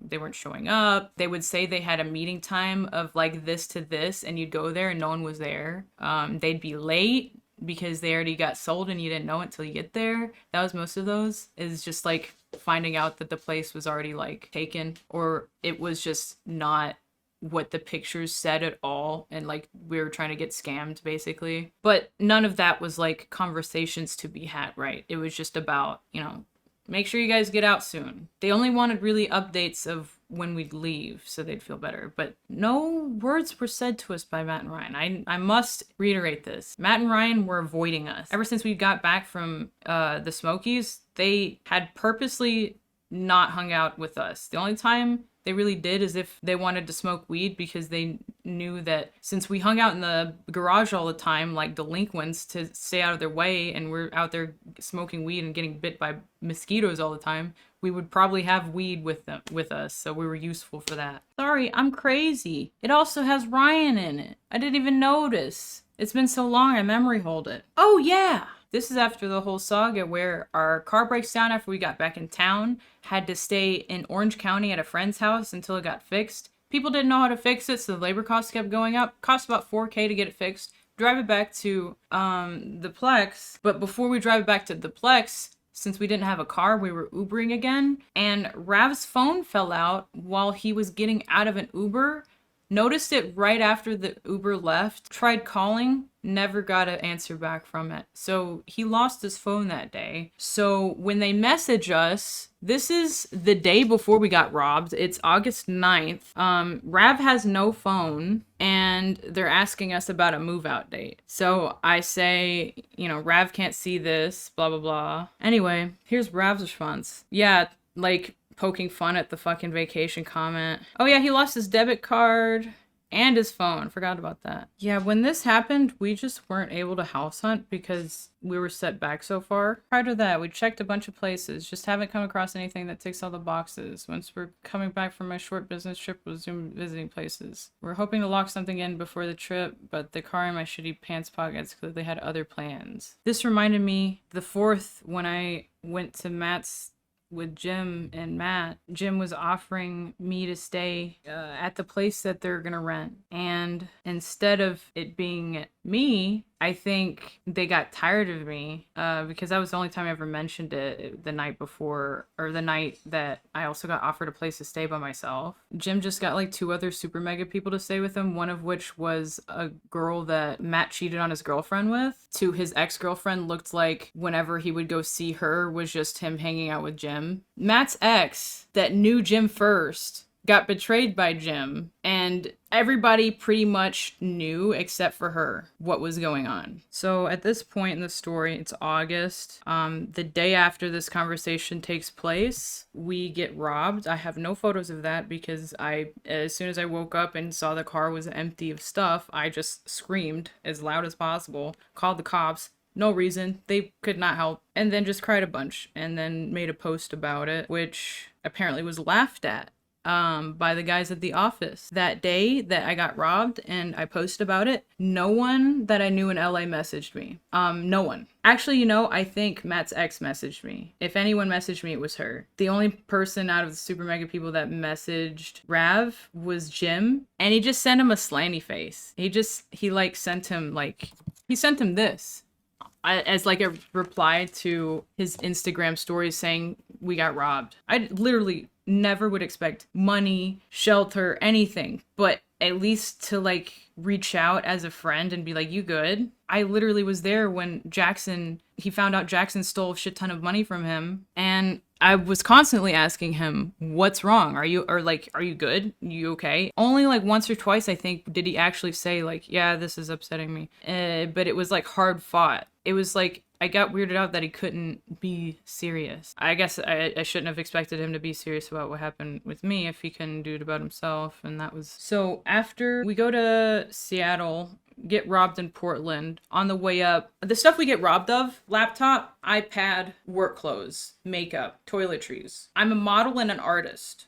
Those are all the things that I need to make money in the world. So at that point, priority number 1 was no longer finding a place to live, but rebuying those things so I could make the money to get a place to live. I don't know, not my proudest moment, not anything anyone should ever have to go through. And it just is what it is, but the reaction to it didn't need to be the way it was, unfortunately. If anything, it made me realize, like, oh, this is real. Like, they're not fucking around. They don't care. Okay. And it was, funny enough, easier to reprioritize my plans after having something that bad happen. Some say you need to fall to rock bottom. When we get back in town, there's a group chat where essentially me, Rav, Matt, and Ryan are all going back and forth, and it's basically Matt and Ryan telling us all the things we did wrong that made them not want us there anymore. After both we got kind of kicked out, like nicely kicked out, and robbed and not contacted by them after, their next correspondence is like telling us we were dirty. We were dirty. The people that would spend hours cleaning up the office from when guys would order every single day often don't throw it away. They have a person come by, but it's only once a month, so you can imagine the mess that gets made between the time.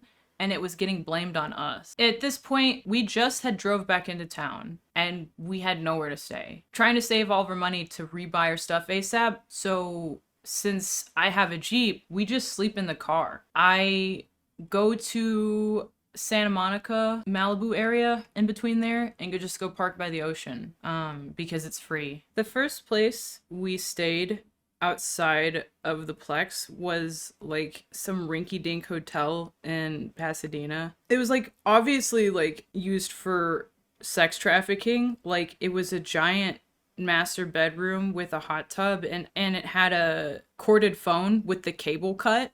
So we were there for like a week or two, paying, like, extending it day by day because we weren't finding places to stay. I think it had been a bit, and then we get no message, so we had to kind of decide to reach out. After everything, we had to reach out to them. Raph said, "Boys, we are back in LA, we came back to LA yesterday and are staying in Pasadena for the time being. We'd love to talk with the two of you soon. Things have felt real weird between us lately from my POV, so I just want to make sure we were all good. We could drive up to y'all even today if y'all wanted to be able to make time for a conversation. Hope y'all are well. Oh, and congrats on managing to reach a settlement with Jackson.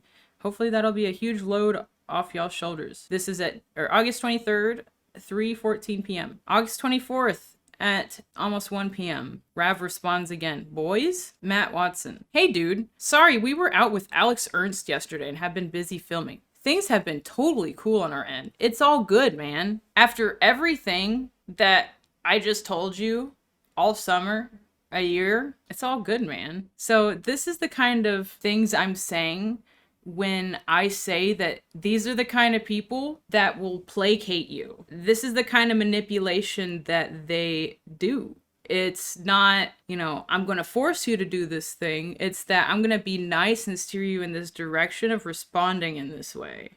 It's still manipulation. You're still pulling the strings. You're just trying to get me to have a certain kind of conversation with you that isn't warranted. Like, we need to talk. And you're saying some shit you were filming with some guy. Sorry if somebody's a fan of Alex Ernst. I don't know who that is. Cool. So you've been doing your job. So you're telling me you were too busy doing your job, that I guess you don't do enough, that it's like a big deal, an excuse enough to like not say you want to meet up at a later date, because that's all we were asking, is to say, hey, can we meet up? Like, we were saying we could even today, as like in case you got like some time, because we want to get this done. But instead it's like, no, I gotta make it a block to think about this and even get on my phone to respond to it, is basically the kind of response he gave. Nice, no worries, you're busy people. Glad to hear that you feel like everything's cool, but we have heard / seen things that at times have made us feel otherwise. I feel like a conversation would be good to have to help address any misunderstandings and or grievances that might potentially exist, regardless of how small, Besides, we haven't talked in forever. Matt says, "I'm not sure what you would have heard or seen otherwise. I'm sorry if anything has come across that way. We have no grievances on our end." At the time, I was mad at Rav for responding this, but now that I look back, it was just because I was scared of making them mad and scaring them off like little birds or something. But Rav was just being playful because he was trying to point out the fact that, well, Ryan hadn't even responded at this point, but Matt was totally avoiding the point of us messaging them, which is the fact that we were like, hey, can we meet up? And Matt's like, I'm doing YouTube. We're all good, man. It's all totally cool. And it's like, that's not an answer. And so I get why Rav felt like that was his only option, because when you're around people like this all the time, you get brain broken into trying to be nice all the time. So I think this was his way of trying to be like playful and nice and bringing up a serious topic, because they're so avoidant that when you do stuff like saying, hey, can we have a conversation? They don't respond. And then when they do, it's a throwaway response that, they're doing stuff they would be doing even if you hadn't messaged them. I'm doing work, guys. Congrats. So Ryan gets really real with it the next day at 5 p.m. just about. They had to spend a day and a half chewing on this. The way these guys do group chats is they all go in the office together and play football and make a plan and who's doing good cop, bad cop ass shit. Very manipulative. But how else do you think they would have had Jim message me with Matt in there? They all work together. Why does Matt need to be in there? Except for a power dynamic. They know what they're doing. Ryan says the next day, I don't think it's about that. It's just we're trying to get our lives together and we've been nothing but generous to y'all during this time. I think the idea that there are grievances time and time again with our friendship when we've been helping you whenever we can is confusing. It's not a good feeling and overwhelming. Especially since this year has been nothing but drama since the jump. Literally nothing to do with me at all. Or Rav. I don't care. No one's saying that to me. No one's saying I know you've dealt with a lot. Like they're saying they're only bringing it up as like we've dealt with you. Like Rav just was like, congrats about the bad thing that is good now. And when it gets brought up for us, it's about like, we've been helping you time and time again. And there's still grievances time and time again. It's only been one grievance. It was always the same grievance. It was the same thing that no one listened to me for. And when I tried to talk about it, no one wanted to talk about it. And now it's a problem. And I'm homeless, sitting in this creepy, weird sex trafficking room, getting told that, like, we're annoying, basically.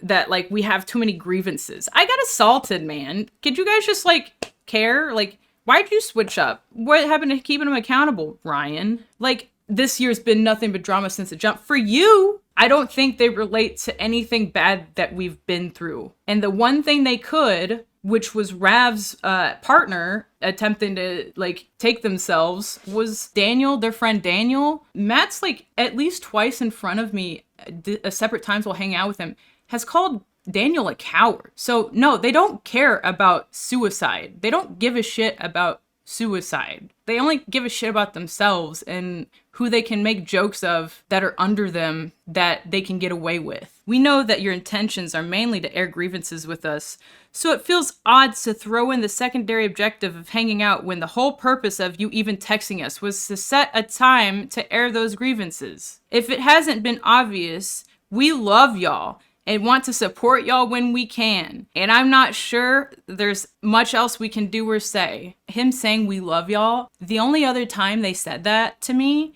was when I called them and told them about the assault. That was the only other time they've ever said that to me. And I've always seen them as brothers. Never ever had one like weird thought about them. That's why I felt safe to even like go hang out with them by myself. It goes to show how much I trusted them. I don't know. I did want to hang out with them.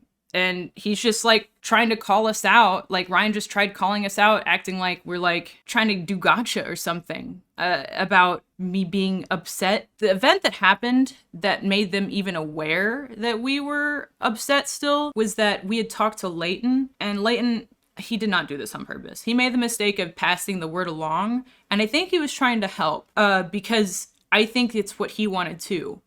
Because he would never, literally would never try and like get me in trouble over this after he has been like my rock the whole time outside of this whole situation. When he told them that I was still upset, I don't think they got to hear why, because all I wanted was them to make a statement, at least just to say that Don doesn't work with them anymore, or they've split ways, or however you want to word that.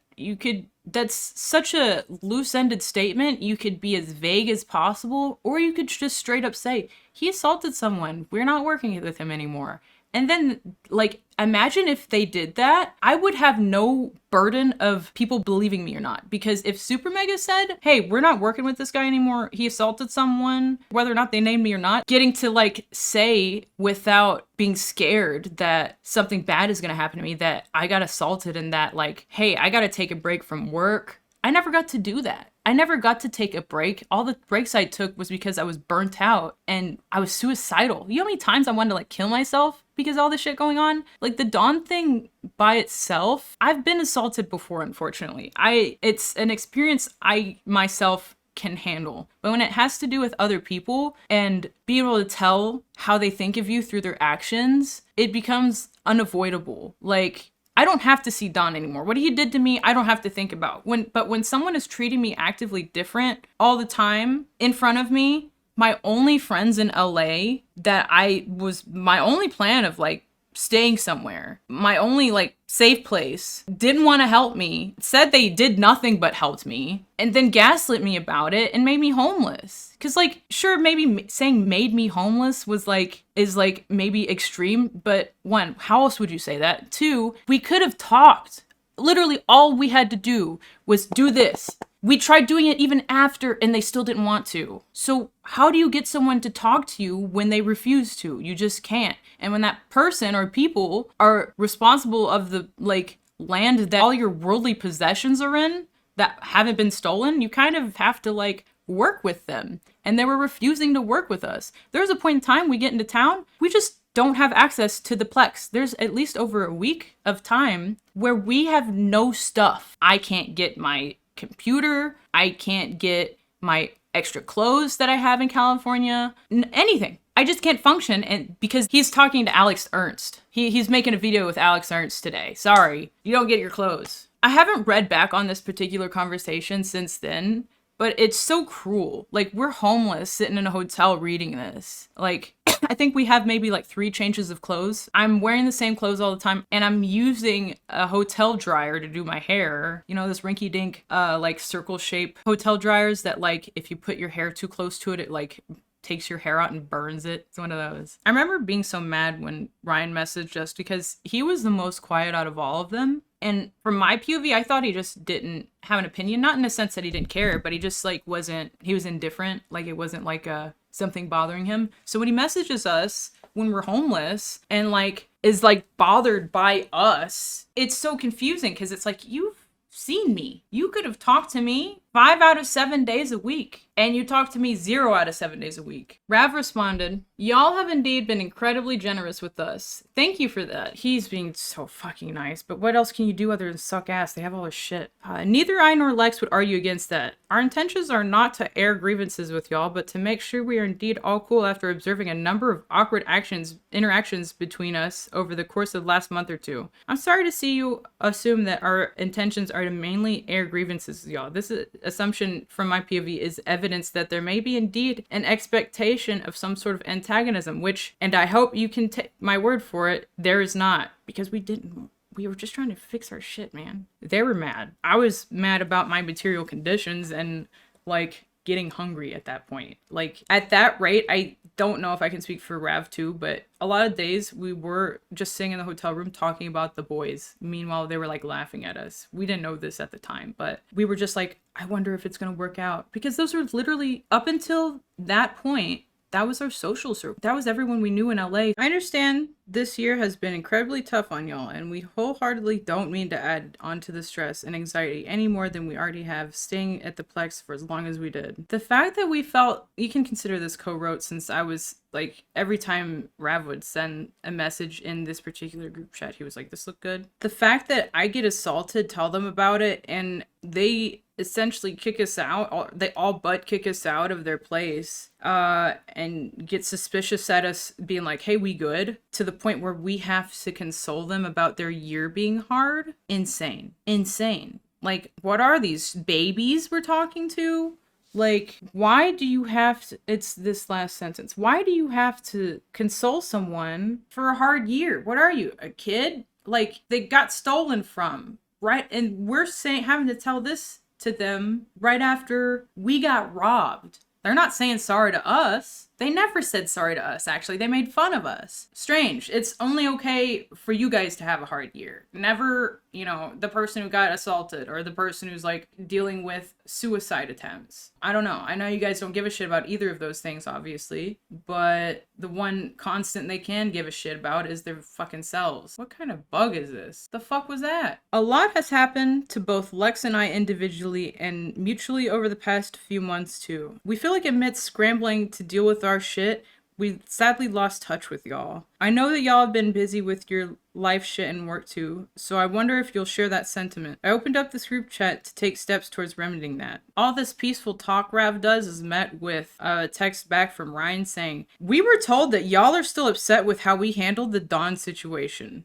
Is this not true? If the problems you're talking about aren't that and are just an off vibe, then yeah, we've caught it too. Whether it's standoffishness we're getting from y'all acting in a rude manner when invited to my birthday, or what seemed like directed negative sarcasm in a recent group chat. It's difficult to not expect there is antagonism behind some of these things. The fact that he can say, like, even bring up the Dawn situation, I had not talked about Dawn in typed words the whole time. So I remember when I wrote this, I was like, oh, so I could just show this to anyone now, right? Like, I could just show, he said it. It's real. Like, it's not just like some shit that I'm like saying in Insular and then there's no other proof of someone else. I remember feeling a weird amount of relief when he wrote that and sent it. I was like, you're so mad you like fucked yourself in case like you wanted to ever keep this like fully like locked down forever. Not that you could, it's not even your situation to do that, but it seemed like that was the attempt. The only time you mention is complaining to me about how I'm reacting, them not reacting. And the way that it's brought up, y'all are still upset with how we handled it. Is that not true? That's just prompt to like start an argument. That's not, you don't actually care at that point. You're bringing it up that way. We were told y'all are still upset. Like, first of all, we know by who you were told. And when I told that person, I told them we were going to talk to you. So I don't know if like them finding out soon made them decide not to suddenly talk to us. That's a very immature reason to not. Yeah, we don't want to talk. You guys are seeming aggressive. Our year's been really hard. This grown man is saying it's difficult not to expect there's some antagonism behind some of these things. You try getting fucked on by a grown man, keeping it quiet, having people like treat you like you're a little worm after you tell them. And see if you're not a little antagonistic. And even then, I was keeping the fuck quiet. Like, they weren't gonna find out unless someone else told them. And Leighton was just trying to help.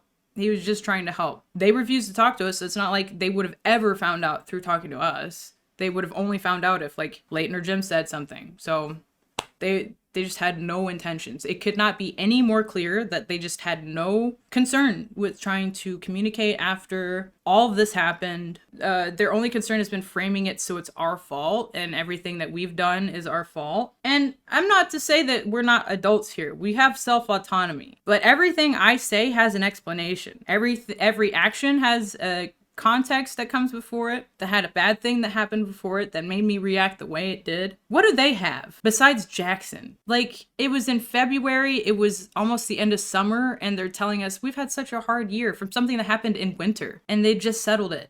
So if anything, they should have been happy at this time, but they're just being like, oh, we're so tired, it's not your thing to be tired about. You don't get to be tired about this. This didn't happen to you. Like, who do you think you are to say something like that to someone? Rav said, although I personally do think there are ways in which you could have handled the Dawn situation better, I also appreciate that everyone makes mistakes. This is, however, not at the heart of what we're trying to engage here. Admittedly, we did vent to Leighton about it, along with the actually relevant concerns recently in confidence. But in my opinion, it's the radio silence that has primarily been at the heart of our concerns. In regards to the off vibes, I appreciate you sharing your take on things. My take is somewhat different, and I hope that it can provide some clarity. As for the standoffishness, TBH, we felt like y'all were being the ones who were getting more standoffish as the time went on.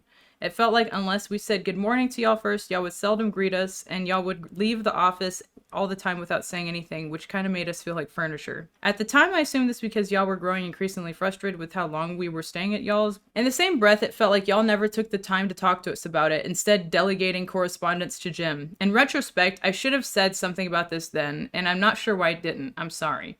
I know why you didn't, because you expected them to be normal. As for the sarcasm in the chat, that's the one thing I feel like is not really justified reproaching considering how it went down. Not only did y'all choose to handle communication with us through corporate head-ass means instead of just approaching us as friends, but Jim was also upsettingly condescending. I won't tolerate being treated like a child. This is a matter I aim to address with Jim separately, but I'd be lying if I said I wasn't hurt that y'all thought that would be an appropriate way of corresponding with us. He's talking about the way they basically kicked us out, where they babysat us with a group chat with Jim, me, Rav, and Matt in it to supervise. Is very weird. Ultimately, if everything was indeed hunky-dory, we wouldn't be reaching out to y'all to have a discussion. You wouldn't have been able to produce a list of grievances that you have here, and none of us would be having this conversation in the first place. There are no antagonistic intentions here. What would we accomplish by meeting up with y'all and then proceeding to antagonize y'all? We simply want to talk and hopefully bridge the existing gap of communication. Again, I personally don't think the text messaging is conducive to the best mode of communication when it comes to stuff like this. And if possible, I prefer to do this in person, or at the very least via a call. This feels a lot colder and more distant than what it needs to be. Big message, part of why I didn't say anything, or I didn't show anything yet. It's just a huge message. You can You can scroll for yourself if you are nosy and want to read it again. This is my only message. I really wanted to be able to talk to you guys about it normally and in person about everything that was on my mind. I hadn't had the opportunity to catch you guys at the office before we stopped staying there because y'all seem really busy and at the end of the day, I think I ended up missing y'all a lot to be able to catch you guys. It tears me up that you saw us as rude during your birthday. I was being avoidant because I was still both torn up about the Don situation more than I realized at the time. Yeah, because I just fucking saw him the day before, and fucking Ryan messages us like, how dare you be rude to me at my birthday party? Rav's getting divorced and I saw the guy that assaulted me the day before, and Ryan's like, you need to be happy on my birthday. Why are you outside on the balcony smoking? Didn't come and ask us. We were just trying to be nice. They had invited us and we wanted to be there. I was excited to go to his birthday. I'm pretty sure how it ended up being slipped out to Leighton. And I was happy when he got there too. I was happier when he got there because he's one of the only few people I like talking to, and we all just sat outside on the balcony. And apparently that's rude. Not only is it something he noticed, that you can just have left it at that, it's rude. Fuck your birthday, man. You're like 29, 30? Fuck your fucking birthday, dude. Grow up. Go to round 1. I'm very insulted reading this again because I feel like I've just been taken as a sucker, which I haven't. They totally have been, but it just always becomes obvious when I reread these. It's been hard to do this because I just get mad that I've been thought of so stupid before. And maybe I was, but the way that they treated me to do me the way they did is just so like blatantly like wrong. Like, how am I in the wrong for being sad after I just saw the guy that assaulted me? No normal person gets angry about that. And if it's your birthday and you don't want to deal with it, you just leave it alone. Or you can come out and ask me what's up. We can have a good time together. Obviously, I'm open to it because I came to your party. And instead, I was holding back tears on the balcony because I was just basically having to pretend to be normal. Going from seeing Dawn to being happy that I'm around these people the same day after. That, having to like gaslight myself into these people that like give a shit about me. I was still torn up about the Dawn situation more than I realized at the time. I guess because of how it ended up that we were both at the office was still fresh. Yeah, it was literally the day before. I'm having to sugarcoat things for like grown men that are like being like, my year's been hard. This is your problem. After they've like pretty much covered up my sexual assault and then made it my problem that I was upset about it. I was also a bit anxious for my birthday for other reasons. Yeah, because I didn't think anybody's gonna fucking come, and I was right. I didn't want to make any of this your problem though. I was worried that I'd end up crying, so I was on the balcony a lot looking like I was just vibing out smoking as a guy to collect myself so I wouldn't ruin your party crying, because that is the truth. In hindsight, maybe I shouldn't have come because I hate that it came off as rude. The reason why I came was because I wanted to show you that I cared about you by being there. But I understand now my execution was wrong. God, I'm such a fucking cuck. And it seemed really careless, and I'm sorry about that. Why am I being so gentle for people that have never been that gentle for me? I was telling Rav all night about how I wanted to see you even though I thought I wasn't feeling the best and how I was hoping you were feeling okay, etc. And none of this translated to you because I never said anything to you directly that showed that, and that's my fault. I do believe that because I was talking to him like, I really didn't want to go because I was sad, and I was like, I want to go and see Ryan. And we did, but apparently that wasn't good enough for him. I needed to be on smile mode way harder. A lot of anything I've talked about to anyone else is mostly just stuff I'm still getting over. Not really anything anyone can do about, I think, copium. And it honestly really hurts my feelings that it was brought up to you behind my back in that manner rather than us being able to just check in and talk. I don't recall ever talking to anyone about how I felt without stating the clear intention to talk to both you guys in the same breath, which is true. So having someone take that agency from me is really upsetting because that kind of stuff always comes off as malicious rather than something you do for advice or out of anxiety or anticipation of having a harder conversation. I've also contributed to not being available, though, because I've tried to stay out of both your way as much as possible and keep my focus on work, which probably came across as fucking off and not wanting to talk to y'all, and I apologize for that. They have my number. I think I was probably trying to be less present because I was worried I was distracting you guys from work a lot of the time at the Plex by being in the way already with me and my stuff, and I didn't want to be any more of a burden than I already felt like. And I think it just made me seem more aloof than anything. I'm sorry we weren't able to talk about it until now. I hate to bring things up this way. I know y'all are busy, so I don't expect to be able to talk in person about anything soon. Parentheses, also, it's not very inviting if you think someone is singing antagonistic lol. I'm just like sucking their asshole right now, so they'll give me my stuff at this point.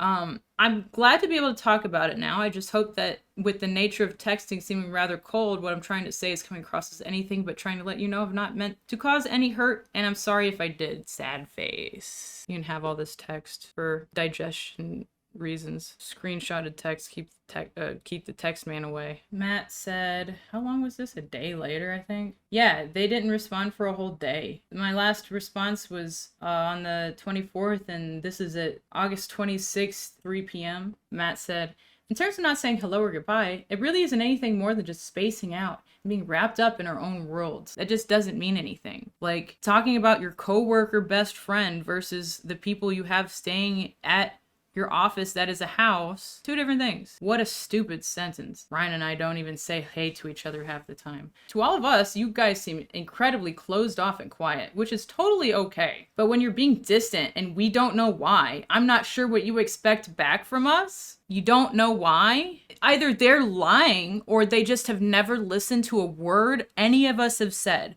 Rav multiple times has gotten the magnum opus line from Matt himself, including one time at a round one, outside of a round one, when we were all hanging out and he like pulled them aside. He said that to multiple people. And he's gonna say, we don't know what you expect from us. Okay. As for how we handled this in a corporate head-ass way, you need to understand that this isn't just a friendship issue, but a work issue. You are staying in our place of work. So if you were a better manager and a boss, you would have had an end date for us. Like, that's why we left, because we weren't being told today, and we were so scared of how unpredictable these people were without trying to communicate with us, that we're just going to end up without, like, they're just going to say, hey, you guys got to go. How are we supposed to know? Yeah, it was corporate head-ass. You're our friend.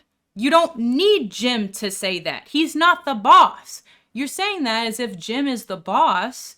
Like Jim was hired to be able to communicate things for us. What is he, a fucking clairvoyant? We're your friends that are staying in the room you play games in, dumbass. Like, what do you mean? Jim had offered to talk to you guys for us since we had already done it in the past. When? About what? Show me proof. Like, please. I would love to. It would make me feel better in my heart to know that you guys have tried to be a good friend once and be like, hey, are you guys good?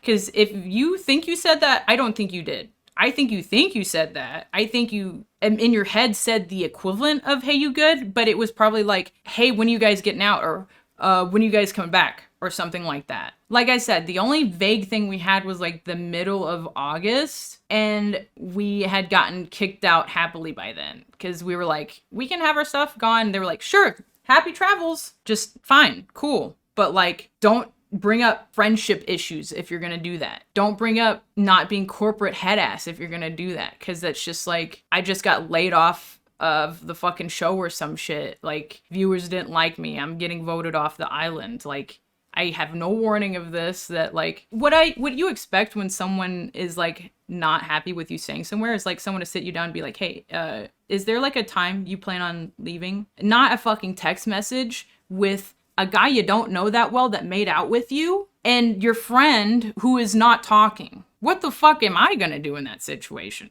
I mean, Rav's a talkative guy, but most of these group chats, I just don't have any words in, or maybe one message, because I have nothing to say to any of these people. The only people I wanted to talk to the whole time was Matt and Ryan, and the only reason why they found out that I said anything else besides to them was because Leighton was the only other guy I talked to. But everything's my fault, though. You know, I'm fine with being so fucked up in the head that bad things happen, but I can't understand being so, like, uncared for that as a friend that no one has ever, like, checks in on you. Like, if someone had checked in on me, I think I could have, like, been like, oh, I should go home, you know? Like, anything. Because I have a home in Nashville I could go to. But by the time it was obvious, because they hadn't communicated to us, when it became obvious without communication that this was not going to work ever, I was too broke to go back home. I had to buy all my stuff back. It just wasn't an option anymore. And then even if I wanted to just leave town,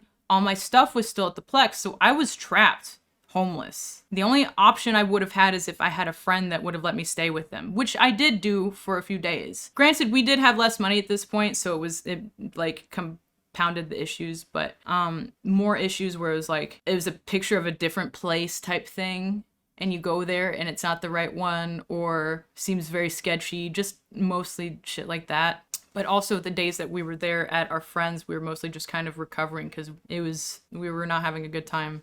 It was, Jim had offered to talk to you guys for us since he had already done in the past. We were also in the group chat so we could talk too. If you were crashing on my couch at my house, obviously I would talk to you one-on-one. But we saw this as a work-related issue because you're in our office. I just don't think anyone wanted to deal with it alone, and no one wanted to be the bad guy. We're trying to best run our business. I hope you're able to see where we're coming from. Is that why you guys don't work and make videos? Because you're trying to do what's best for your business? Because I definitely see how that's working. I understand that both of you have been through a ton this year, and I really feel for you.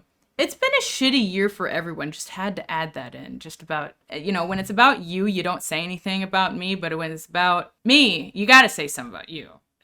You just have to. We really do care about you as friends if that hasn't been obvious with the support we've consistently given you by letting us live somewhere that was full of trash and people and no room and making us feel uncomfortable about it and then making us feel uncomfortable about getting assaulted and then not talking to us while coming to work every day. I'm sorry that miscommunications have happened. Ryan teamed in also. It's very obvious that these messages, you see the time, Friday, 3:18, and Ryan's message were coordinated because Matt's is so long, it seems like it's like half Ryan's words. 3:18, he sends that. 3:25, Ryan sends his response. So they were typing them at the same time. Just obvious what's going on from, I just live there. I know what you guys do all day. You're just both sitting in the office looking at each other's phones like, this looks good. Ryan said, don't you think the I won't tolerate it being treated like a child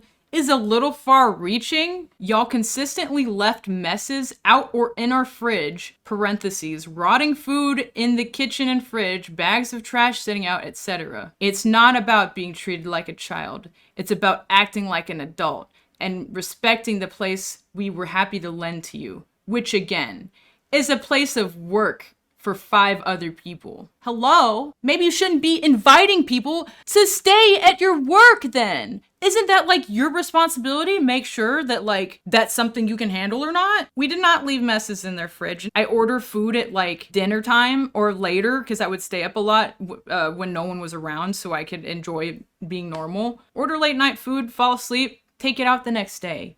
Or you know what? Fuck it. If it did sit, it sat with the piles of trash that were beyond anything I could ever make myself. I'm talking up to here, up to my waist, trash cans piled over with trash, more trash, because apparently they only liked Leighton taking out the trash. It makes it easier if only one person does it. I remember feeling insane when I saw that because I remember that I wasted days of work to clean up after them. And he just accused us of making all the messes. It's bro, do you just get amnesia after you eat and walk away and think we did it? Because that's just not the case. They kept it so tight. They were so mad they weren't talking to us, and this is apparently the culmination of their qualms. Is that birthday, the corporate head ass thing is not right, even though I got an employee to throw my friends out. Getting mad that I got mad about the Don situation. Rav basically just ignored Ryan. I almost forgot his name. And said, I appreciate your perspective on the hello goodbye stuff, and I'm sorry that y'all felt we were distant. Aside from the last day we saw you, I think I was cordial to everybody, and I treated y'all as I would anyone else. It's not like I carry around any resentments or ill will towards y'all, and I apologize if my conduct has ever been put into doubt. Rav's too nice. I personally think there's nothing wrong with expecting your friends to not delegate what, in my opinion, is a simple communication when you see us all the time. I'm sure you didn't mean any harm by it, but it hurt regardless, and I'd be fucking up if I just kept that to myself. With all that said, I'm very sorry that we put you in the uncomfortable position of having to ask us politely to leave in the first place. I wish we moved out sooner. I felt incredibly guilty about it for a minute now, because we were. That's part of why we were suicidal, is because we were like, why the fuck is like life fucking us to where we're not getting a place now? My ring lights are attracting bugs.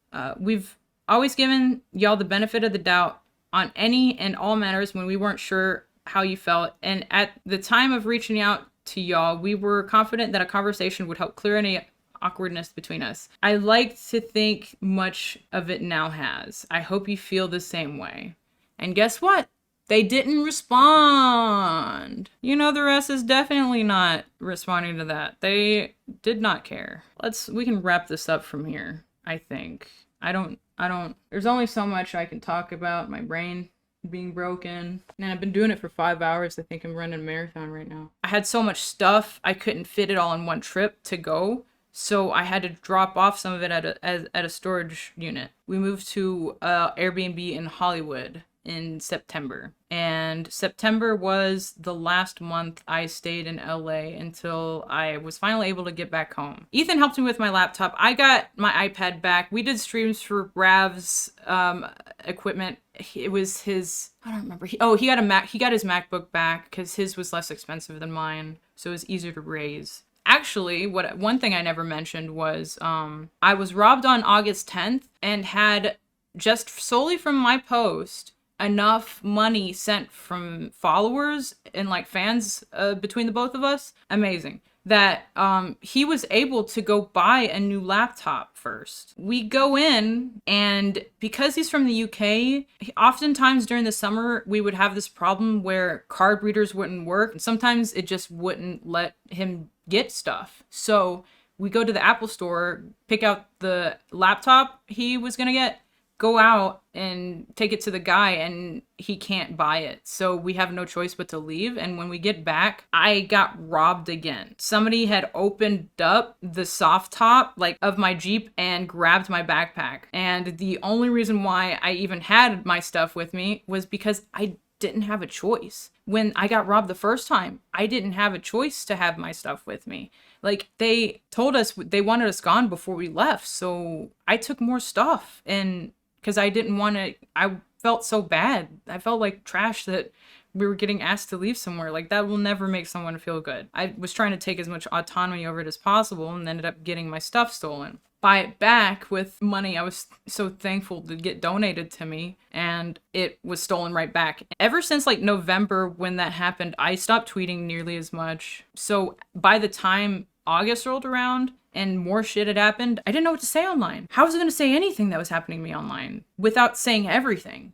I've been recording for 5 hours, so I understand why I didn't, but it made it so hard to talk because anything I would have said that wasn't that would have felt like I was lying, because that's all I wanted to say. I'm thankful that I have people that care about me, whether or not I know them or not. I'm online people, in real life people, even if it's just a few, it was enough for me to make it.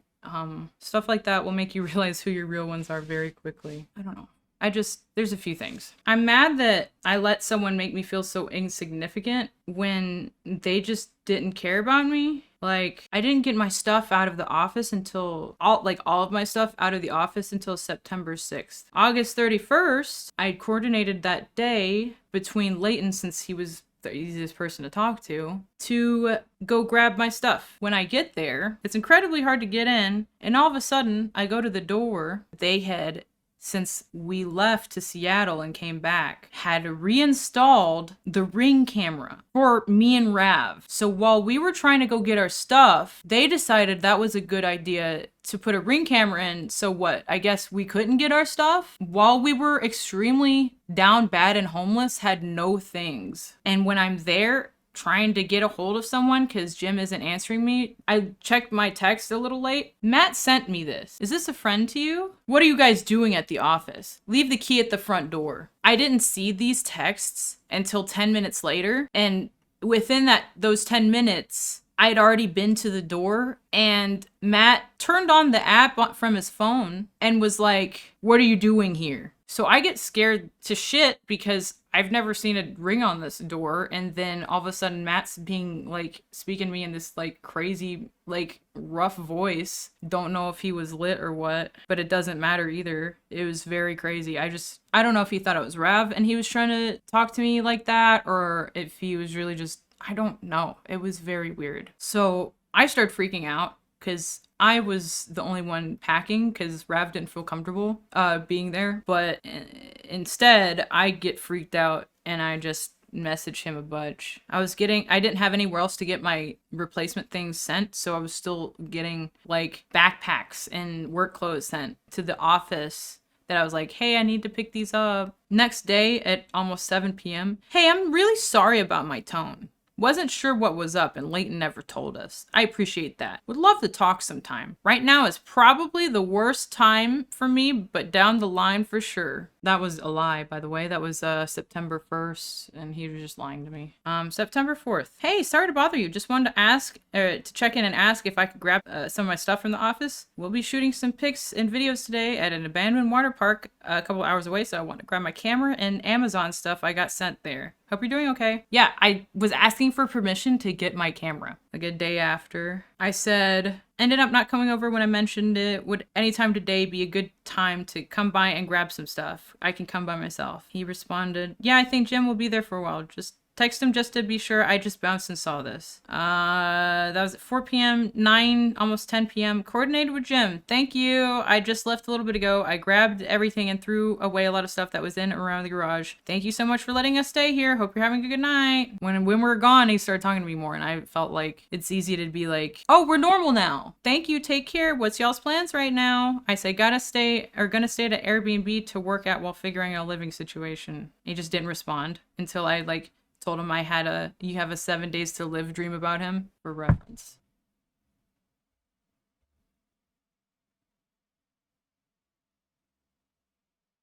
So the next time we talk after that, September 26th. And at this rate, I'm nearing the last week and a half of my stay in Hollywood. Matt is a big telescope guy. I don't know if he is actually, but I thought of him, so I sent him a thing. It's a thing I do when I'm trying to be a friend. And I'm a simp, I guess. I don't know. Sucks. He said, yes, I'm so excited. I'm gonna look at it. How have you been? Let's hang soon. I said, I've been better than we last talked. I'd love to see you and catch up. Let me know when you're free and I can drive over to your place and we can meet up and do something fun. How have you been? I've been better, trying to reevaluate a lot about my life and myself after the last 6 months, and it's been hard, but overall positive. Would love to hang. He just kept saying would love to hang, and so we just kept saying it back and forth. He didn't mean it, but the AX SuperMega video I wasn't in I was replaced by the girl he cheated on his girlfriend of 4 years with. So not only did he cheat on his girlfriend and broke up with her, and then she found out after because Jim was living with the new girl. Well, she's still friends with Jim. Like, they're both friends with Jim. He also takes a break with the new girlfriend he's with to basically solicit a sex worker girl that he was into to come live in LA and move from like across the US before he decided that he wanted to go back to the girlfriend that he was just with. So if I were him, I would probably be reevaluating my life as well. I understood so much when I learned that, because if not for that, I wouldn't know what the fuck he was doing the whole time. He was like, I'm busy. I don't want to talk. I'm doing stuff. After September, I kind of get out of LA for a while. I lost my wallet around this time. Didn't have a wallet for a long time. So I had to plan a drive back to Nashville because I tried to reorder my like a temp ID from Nashville and it never arrived before the Airbnb was up. So I just didn't have any choice but to drive back home, which is fine, but because at least I had time to plan it. But that was interesting. I had to drive from LA to Nashville. It's like 2,000 something miles with no ID. So that was fun.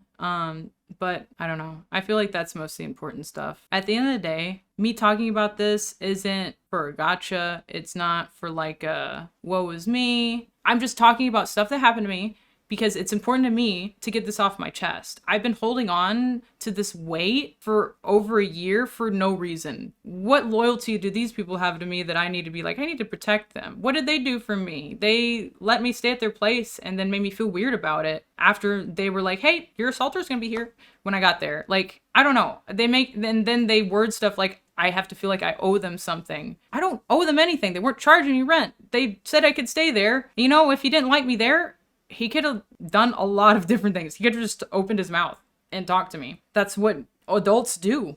Contrary to popular belief, adults communicate and are mature and don't just leave everything to text and their employees and act like that's normal and gaslight people about it and gaslight people about like being upset about your reaction to assault. Just what a letdown. And like, I've been carrying all this bitterness for like a year. No wonder I felt like poisoned and like I'm dying all the time. Like, I'm not expecting any sort of like response, negative, positive. I don't care, honestly. None of this matters to me except for the fact that I can say this. I haven't been able to. That's not fair to me. Why was that okay that I couldn't say anything? Why did so many people allow that? Why did I have so many friends that were cool with that when they found out what was going on? They're just like, okay, and pretend like nothing was going on. Still doing it. And you know what Matt did before Crater Clash this year? He texted me, how's Tennessee? As if he's not the reason I'm there. And when I didn't respond, he took me off his Instagram close friends. Didn't unfollow me. He just like didn't want me to see the stuff he really has to say. Which, like, I don't care. It's just like so obvious that like what these guys are doing. They do it at the same time. They do the same kind of stuff. They did it to Rav. They don't ever have intentions of being friends with us ever again. They don't care. They're trying to placate us so we don't say anything. Because you know what I found out after Creator Clash? The fact that I didn't talk to anybody. The only person I talked to was Jim, who came up and physically walked in front of me, said, hey, Lex, and gave me a hug, and I hugged him back. And I was like, hey. Because at the end of the day, Jim's just doing his fucking job. Not excusing him at all. It's just, he's not the boss. He wasn't the first person I told. So, you know, if Matt had come up to hug me, I probably would have been like, what the fuck are you doing, man? And I usually don't have that in me. But finding out after you don't talk to someone being Matt, that like you hear people were whispering, Lex is gonna say something, when I had no intention of saying something at this time. Like the last month has been completely focused on me being better because I've had to spend that much time doing it. It's been not fun. Nobody wants to be broken down so badly that they have to spend half a year building themselves back up. Cool that I did it enough that I can even do this, but honestly, I haven't slept and I spent like at least 15 hours of today just like procrastinating starting this. How could I make this up? How could I make so much stuff up? At most, it's like, why did you mention that? Or why did you mention this? And honestly, everything's relevant to me because everything has affected me and I've not been able to talk about any of it. And you know what? The fact that I haven't been able to talk about it has been used against me for other people's benefit. I'm not benefiting from not talking about this because you know what that means? When I'm not online and I'm not able to post, I'm not able to do stuff that I tell people that's what they pay me for. You know what happens? People sub to me and people want to spend money and buy stuff from me and they don't get it delivered and they're like, Lex must be like a scammer or Lex must be like bad at her job or Lex must be like, why am I subbing to a OnlyFans? Why am I subbing to a Patreon and not getting the things that says it has? This is beyond Don, Matt, Ryan. This is my livelihood. Like the way I make money currently has been like irrevocably changed. I make less than half of what I did last year. And I'm not necessarily being like, I'm fine with working back for it. I've been having a good time actually. It gives me goals after so long of not having any. They actually feel achievable. So that's the one thing I have going for me. It's just, I shouldn't be here. I shouldn't have to have suffered like this, not be able to afford a place to live because I got assaulted. What did I do to deserve that? I didn't do anything to deserve that. So why did all this happen because of that? It's just, when I was crying earlier about the call out I made when I was 17, partially it's because it just happened again without me telling anyone. Instead of me telling people and people being like, I don't believe you, blah, blah, blah, I told my friends, and instead of telling me they didn't believe me, they acted just like they didn't, and without saying it. And that's just as bad. I had no support from them. They said they believed me and then gave me no support. That's just not what that means. Like, they think that them letting me rest my head at their office was them extending their arm fully out to me. It's just, they appreciate me as much as I could keep my mouth shut. Meanwhile, you know, they get to talk shit about me all the time. Ryan unfollowed me recently. Kelly, Foolish Kia, she unfollowed me recently. The artist that they got to do Don's art style, June technically was the last time he did any work for them. And after that, Kelly got rehired and still had Don credited until November of 2022. How am I supposed to not believe that that was on purpose? Kelly has a distinct art style. She used to draw in it before. The characters can be drawn differently, and yet you wanted Don's from some other artist whose art style is completely different. What did you tell her? What does she think she knows about me that is like damning? Because I assume that's why she unfollowed me. She was talking to me last year, told me I'm sorry when my dog died. If you look it up on Twitter, that's the last time she talked to me. And all of a sudden is like acting weird. Like, I know that Kelly and Ryan and Justin all hang out. It doesn't matter. I feel like I'm being taken advantage of for the fact that people don't know my story. And it's not for them. It's everybody that has been like, "Are you good?" on my pictures that look like I'm having a bad time. Everybody that's been like, "What's up with you? Why did you go homeless?" And I didn't respond to them. I read every single comment asking if I'm okay and just couldn't respond. So I don't think it's fair that other people get to talk about what happened to me, and I don't, so I am. And at this rate, it doesn't matter what happens because of it. I think I feel like so much better already after just having talked to myself for 5 hours. I think at the end of the day, what matters is things going back to normal. I feel like I can finally breathe, knowing that aside from speculating about Kelly and Ryan, knowing that Don was going around telling people it was just rough sex, what happened between us, using people's lack of knowledge for his benefit, seeing artists that I've been mutuals with for years unfollow me that I can only assume, because they're also friends with Don, that he said the same thing. They don't get to lie anymore. Rough sex, that's cool. That makes you cool. That just makes me a pussy for not liking it or whatever. But saying no should be enough. If I don't want to do something and I'm physically resisting you, it should be good enough. But no, it's just rough sex because you want to kind of admit something weird happened, but you don't want to talk about like you being a sex pest or anything, or that you just don't know how to treat women. I'm just glad I won't have to be talking to him again. I don't know still if I wish I had said nothing, which is one of the sadder parts, because I shouldn't feel like so shamed by everything that came along with talking about it that I feel like I should feel like I shouldn't have said anything. But I do. Like I said, the one thing that is making me feel better is the fact that I needed this. I need to tell people that care about me, because they don't care about me, obviously. It took me a year to find that out. They don't care about me. But there are people who do, who would really want to know that this happened to me and that would be really upset that it did, or just be like, I understand now. And that's really what I want more than anything, is to have like my past behavior looked at where it was seen as weird before, where I was in my head giving out fucking cries for help that I couldn't follow up on. Now you know. I don't know how long this is gonna be, but if you've watched this whole thing, good God, cool. It feels like we just came out of war together. Pretty sure I got everything. Sorry if it was jumbled. My brain is jumbled. At least you know why now. Like, if you heard anything about this and you saw me acting any sort of way, you'd be like, of course she's acting. I'm happy now, I think. I don't want to talk to them.